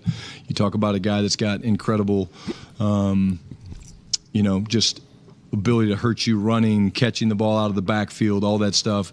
Very smart, very bright. All the backs have been that way. But I'd be remiss if I didn't mention they're both the right type of guy. They both fit into what we're trying to build as a culture from a work ethic standpoint. They both bring veteran leadership, a little bit different. Miles a little older than Kyrie, but Kyrie's, father, played, so he understands the life of professional football. And so two very exciting guys that we've added to the roster, amongst many other. So, what do y'all believe in OTAs and what do you don't? I'm going to tell you what I don't. Well, this is my feeling about it. You ain't gonna learn nothing in OTAs, man. You out there getting cardio and you getting to know your teammates and your coaches. That's what OTAs is basically is, man. You ain't finna go out here and listen. You ain't got no pads on. So listen, if you're not hitting and you're not running and you're not really in a position as a defensive player to be allowed to make plays, unless the ball is basically directly thrown to you, what are you learning? Like we're up here trying to have linebacker competition. How do we know which linebackers are good if they can't go run and hit? If they can't go fill the gap, if they can't go sack the quarterback? Bang. How do I know that? We up here got 50,000 injuries to the cornerback room. Trayvon Diggs is injured, Javon Revel is injured, Butler is injured. Everybody and their mama's hurt at the cornerback room. Somebody got to step up and be able to play and make plays week one. I don't know who that's going to be until they get equal rights to the football like he was talking about. Thank you. When I see somebody able to attack the ball midair and come down with a spectacular catch, where they were able to get PBUs and go out there and actually be athletes, then I'll be ready to talk about, competition. This ain't what that is right now, man. You're just getting initiated basically into the culture that the coaching staff is trying to build. You're out there with your teammates, you're learning some of the stuff in the playbook. You might be learning some language and stuff like that, but you're not really competing, dog. That's why he said their goal is to hold the best practice allowed by the NFL day in and day out. That's it. Your practice. They ain't got. Listen, if you don't got to wear a cup for the stuff they doing, you ain't really playing football. You ain't really playing football. Yeah. So listen, especially running back, like Exactly. I bet Miles Sanders do look good in some shorts and the cleats with the little bitty Screw-ins. spike. The screw-in. Yeah, like he probably like he's 20 years old out there. That's not the case when you got linebackers, meeting you in the A gap. That's not the case when the defensive tackle gets penetration and now you got to make a jump cut and change the course of the run that you had. That's not the case when you're trying to hold up the pass pro against one of these premier defensive ends. It's just not the same until you have a contact, man. So no, we're not gonna learn anything. Like they chilling, they parlaying. That's it. The only thing, well, you really can't judge anything. You got to take everything with a grain of salt right now. Even the quarterback, you know what I'm saying? Maybe you can judge his decision making or ball placement, but I mean, it's really difficult to really get some real evaluation out of this. Like he said, they don't have equal rights to the football. That says a whole lot, bro. Like, so you mean to tell me that the best thing you could probably judge off of is the DB being in the right position, maybe, you know what I'm saying? But when it comes to DBs and evaluating them, the biggest problem or the biggest thing I'm trying to evaluate is them with the ball in the air. So I mean, that's what matters the most to me, almost. You know what I'm saying? Because a lot of DBs panic when the ball in the air. So like, you can be there, but if I can't tell what you're gonna do when the ball get there, then it's kind of useless. So, and obviously we've seen DBs be in position all the time and just screw it up when the ball get thrown. So you really can't get no judgment off of that. And the same thing for wide receivers, they making all these spectacular catches. Don't take it too much. You might be able to see some separation, you know what I'm saying? Separation from the wide receiver as far as the compared to the DB. But when the ball thrown, just throw it out the window. As far as running backs, nobody is hitting nobody. So that means the lineman ain't blocking. That means, you know what I'm saying? The holes ain't real. Ain't nothing real. The linebackers ain't threatening nobody. It's just a walkthrough, basically. So the running backs always look good in OTAs. You can't judge every nothing, time. basically. It's really just a dress rehearsal, and it's like a walkthrough, really. It's just a walkthrough. They probably just trying to get some formations down, or, you know what I'm saying, see what they like with the different combination of players and personnel and stuff like that. But it's not nothing really like football, or things that's going to translate into the game necessarily. Because just like he said Booker ain't getting all the 1 reps. Do you think that's going to happen in the season, sir? No. Of course not. Come on, man. So this stuff really it's just for show, probably. You know what I'm saying? Okay, let me tell you what I think about these OTAs. Because I do think it's some positions you can judge in OTAs. I think you can judge skill positions. Because you mostly play skill positions with your feet and your hands anyway. You know what I'm saying? So if it's anything that I always try to pay attention to and I listen for, is when they're really competing between the weapons and the defenders in passing situations. I do listen for that because that's because you really competing. You are, even in OTAs. Now, what I didn't like, let me say this before I say what I didn't like. Everywhere else, I don't think you getting a real feel. So saying stuff like Jay running with the ones, okay. You know, Miles Sanders looked like he looked so much better than, okay. See, now I'm like, all right, I ain't listening to that. And then also, I don't trust other people's eyes. I don't. Like, just think about it. This is real. Y'all see Landlord, Henny, and me sometimes see things different, and we all looking at the same thing. Now, I trust I trust both of their integrity greatly. I just don't trust their eyes, because it's not that they seeing it wrong, but it's a chance they could, or it's a chance I could. You see what I'm saying? Like, y'all, I don't know if y'all remember, we was all watching the same film 2 weeks ago. Me, Landlord, Wes, and Henny. It was one play. all of us were saying, man, I like that play from Cooks. And Henny was like, it was Land. He was like, no, he picked the wrong. And we was looking at the same play. Yeah. So that's why I don't trust people's eyes. You know what I mean? So yeah, just the same way. Like if you tell me you saw something, I still gotta go see it for myself. Exactly. Yeah. Just keeping it real. Same way we looked at it different with Nick Chubb because we were looking for different things. Right.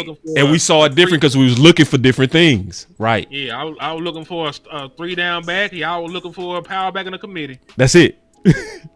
And when we finally heard each other, we saw why we was missing each other. You know what I'm saying? So now this is what I'm gonna say about OTAs too, that I didn't like what Brian said. And I ain't gonna never lie, man. Why are we practicing where the defense don't have equal rights to the football? He said it's a rule. I know. It's the collective It's an bargaining NFL rule. I hate the fact that's that the NFL. Yes, it's a rule. They implemented that for the OTAs. The player association is going crazy. They going wild. They taking everything away. That was in the last collective bargaining. Matter of fact, I think about it. I think it's been that way for like 2 years now. I hate the NFL, bro. So that's why when he talks, he counting down the days to padded practice. Every time he talks, right? Like, and he is. Thank you. I'm glad we had this talk, bro. He want to know too. He a football guy. You know he got to be hidden. You know he got to be in pads. Okay. See, thank you. See, you helped me, bro. Because I was finna be mad at Brian, bro. Yeah, it's a rule. It's a rule. That's the collective bargaining now. You can't. They don't want. There were injuries in the OTAs, and some of the guys that were trying to play and get contracts that year. So they made sure to include that. Like, hey, we ain't doing shit in OTAs. Basically, it's gonna be basically like a walkthrough. What kind of practice where you tell the defender he don't have an equal right to the ball? That's useless to me. See, that's big government, man. That's regulations, bro. That's that. Get out the way, NFL. On that.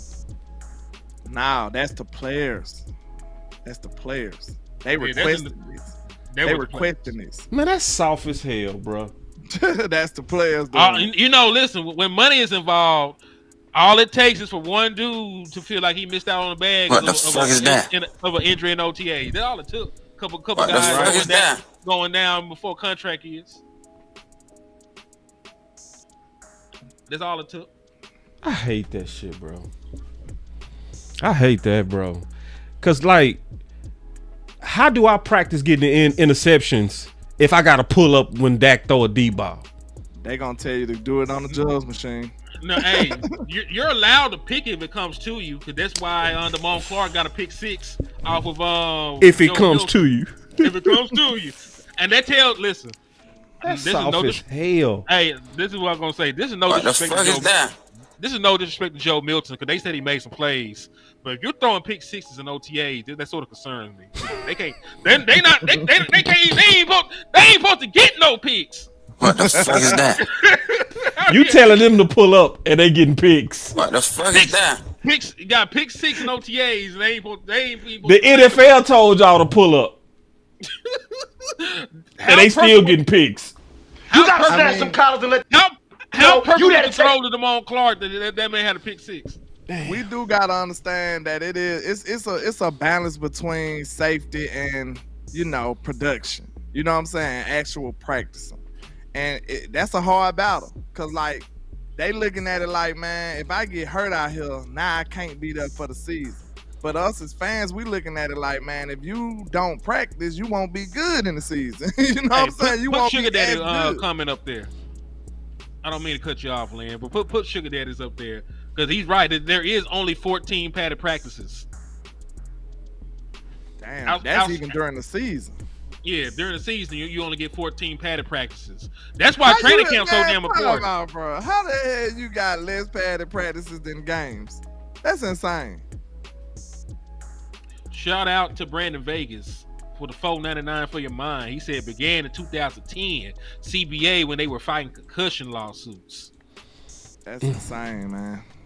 it got crazier since then. How you don't have it? How you got less padded practice? I mean, less padded practices than actual games. Actual games. They're gonna be weeks. You go into. You must say. Listen. You must ain't gonna have no padded practice for like the Carolina Panthers. First 3 weeks. For the sorriest opponents, we ain't doing sorry opponents. You gonna circle sorry opponents? You got like we ain't practicing this week. Now you gonna get smacked when you go out there. Like that. You gonna get laughing, surprised and got whooped. No, you laughing. That probably is why some of these upsets do happen. They didn't practice hard at all before that game because they couldn't. Yeah, it's a disadvantage to defense. As a defensive player my whole life, bro. When I heard Brian say that, I said, what? And now I'm finding out that that's an NFL rule, bro. That is. All right, I got to brag, though. I'm going to brag on Landlord, Henny, and me, damn it. Let's do it. I want to brag. My boy Henny, we were talking about Bateman, right? Bateman got that extension. First of all, they got Bateman for a damn good deal, didn't he? Yeah. For the wide receiver market, the only way you could argue it wasn't a good deal is like, well, he never had 800 yards, but he had a damn good year last year. Like, he had a damn good year last year. You just got to turn on the film on Bateman. If you look at stats, you go miss him, bro. You go totally miss him, dog. That's because he's in a heavy run first team. Facts. And a heavy 12 personnel team.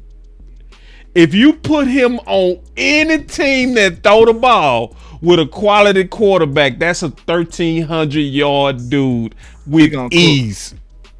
That's why you be missing the boat so much. Stats. You know what I'm saying? People just go off the stats and be like, he ain't never did that. And then next time you know, he go to a better team and now he a 1,400 yard receiver. Yeah. Because you didn't actually watch him. You didn't watch him. Yeah. And I saw somebody say Bateman and Tolbert's stats about the same. But I kicked the internet. Bruh, I ain't gonna lie to you, bro. No, don't do that. I swear to God, I can show you right now. Marcus Moshe was like, man, Tolbert, if you look at the stats. I said, man, what the man, don't you talk about no stats with them dudes. That's why certain people shouldn't be talking in this level of football, to be, in my opinion, real talk. Cause man, you turn on that film, bro. Bateman do that and be wrong. You know what I'm saying? When you just do the stat analysis, you can make some people look like other people if you just go straight off the numbers. So I mean, that's a very lazy comparison right there. But this is where I want to brag, because when we was researching Bateman, the chat, Henny, and myself all came down with what was going on with the Ravens, and you know what I mean. So shout out, it show you the power of independent research, because we was looking at Bateman film, but then it turned into trying to figure out. Could we get him? And then we put together that it was a fight over money, right? We start looking at his Instagram, all of that. So now I just want to shout out to the chat, because the chat had a lot to do with that, because they was leading us down those clues. Remember, Henny? Yeah. Mm-hmm. So shout out to the chat, man. I want to brag on that, to the chat, to Henny. I don't know if you was on that film session, Landlord. Oh, I was there when we looked at Bateman. Okay. Me and you looked at them separately too. Who, me and you? Yeah. Somebody say, please don't show that Tolbert film anymore. Exactly, bro. It's like, how could anybody put Tolbert and Bateman in the same sentence, bro? Like, how? They ain't watching the show. Ain't no way you watched them. It's just ain't no way. If you turned on you look at Bateman, I was shocked. Hey, when y'all turned me on Bateman, I was shocked. Yeah, we put you on Bateman. You did. Y'all put me on Bateman. We seen them first. Yeah. Then we watched them together on Boss Lane. Yeah. That's what happened. Yeah. Man. So we were telling you, we was like, man, Bateman nice for real. And when both of y'all said he was nice, I said he got to be nice, because that was the time we was looking for wide receiver too, and I knew y'all wouldn't co-sign no bullshit. Yeah, I knew it. So when both of y'all was like, he nice, I said, let me see, bro. And I didn't walk in there like, I walked in there like, ooh. Ooh. That boy, that got some burst though. That route running was man. It's the route running, bro. All right, it's another thing I want to brag about in these film sessions. Now we got to brag on this. What's up? Ben Johnson message to DJ Moore about bad body language. Told him just don't do it. Where did y'all hear that? Who was the people that was saying, man, DJ Moore lazy? Who was saying that? Yeah, we sure said. We were saying that from the film, bro. Now, we were saying what a lot of people were scared to say, though. Even though it was right there in your face. People got so hype on the name of DJ Moore, they wasn't looking at what he was doing. I said, this dude is lazy, dog. And the head coach said what we said, bro. I ain't gonna lie, man. I might have to wrap it up. Yeah. Oh, let's go then. In the morning, Me too, bro. Y'all want to hold it down? Like, no. I got one more thing to brag about. We can get up out here. No lie. One more thing to brag about. See, because you gotta brag sometime, bro. I don't want y'all to think I'm quitting, but I gotta be up at 4 a.m. y'all. No, 2 minutes. 2 minutes. 2 minutes. 2 minutes, and we giving our final word. My boy Common Sense. He said, it gets me every time I see Elam and Speed together. I just heard Boss saying he needs to work with a track coach the night after we traded for him. Your voice matters. And he tagged Aisha. Appreciate that Common Sense, number one. But I want to say something about you, Landlord, about you, Henny, and the chat. This is the power of independence, bro. This is the power of being honest on what you see. Facts. This is the power of it. Because, see, it was not popular to talk about DJ Moore, was it, Henny? No. They know DJ Moore, the name. And you say anything about DJ Moore, listen, if you say anything about wanting Rashad Bateman over DJ Moore, they would have looked at you like a crackhead. That's right. They gonna say you just a YouTuber then. That's right. When they get to saying stuff like that. Exactly. Yeah. But we showing y'all, and like Common Sense said, what did Elam actually do? He went and worked with a track coach. Who said he needed to work with a track coach? I did.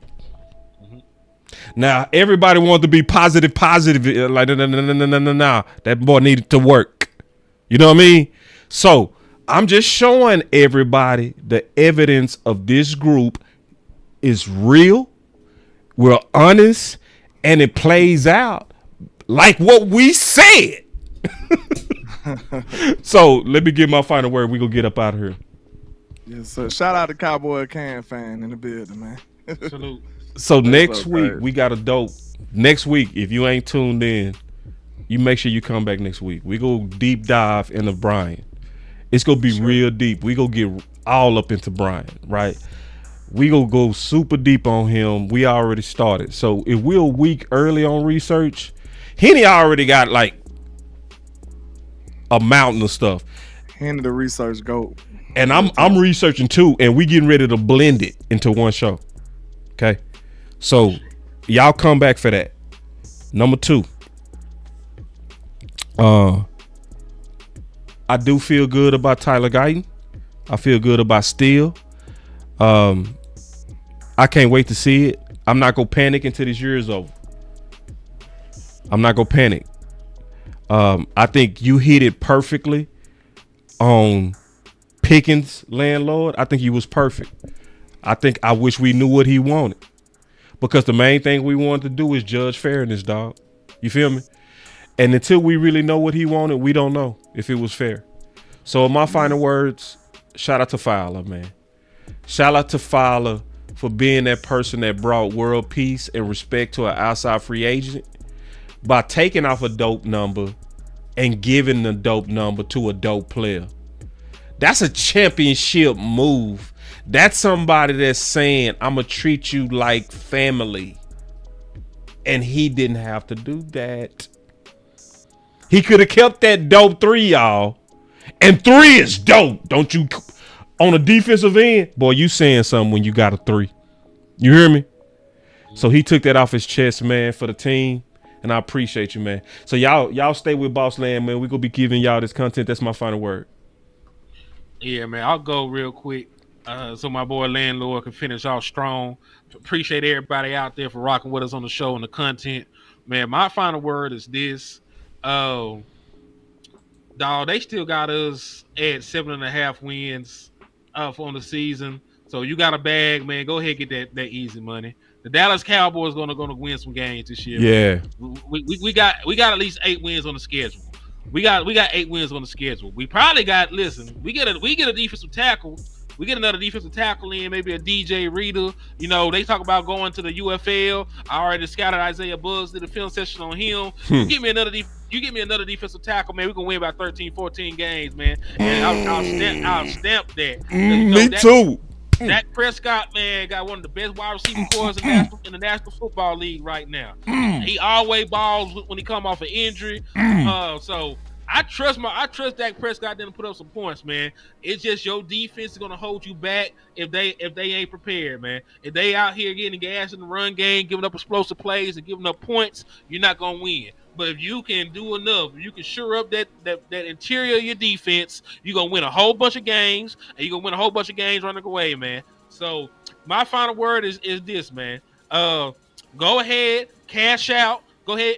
Matter of fact, put about $3,000-$4,000 on the Dallas Cowboys to win about 8 games, man. And you're gonna live like a king, man. 8 to 10. I don't know where yet. Yeah, 8. Hey, listen, man. You're gonna get you some money. Get you some money. I'm all about getting some money, man. So if you really want to go out there and stimulate your pocket because they ain't stealing no more stimulus checks, go ahead, take the Dallas Cowboys over on the win total and drop that bag, man. Change your life. Change your life overnight. That's my final word, man. Man. And I will say this, just to look out for my brother, this is not financial advice. You know what I'm saying? But still, yeah. Do what he said. You know what I'm saying? But yeah, man, for my final word, I say, all I can say is, I hope Terrence Steele proved me wrong from my takes on him. You know what I'm saying? I hope he ball out. I want the best for my team. That's all. And I'm Cowboys first, bro. I don't know if y'all can peep that yet.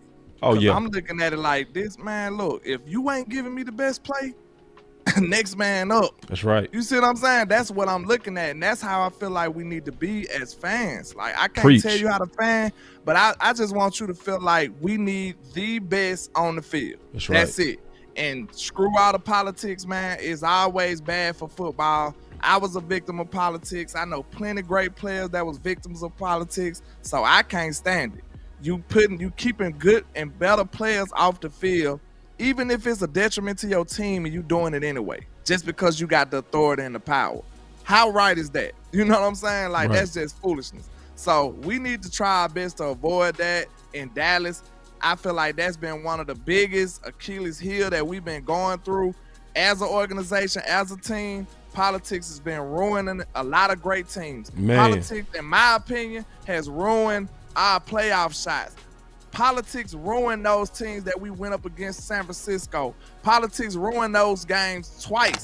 Because guess what? In my opinion, y'all can say what y'all want to say about Mike McCarthy, but I feel like if you would have gave him the full reins to that offense, who knows what we would have did with Amari Cooper under Mike McCarthy.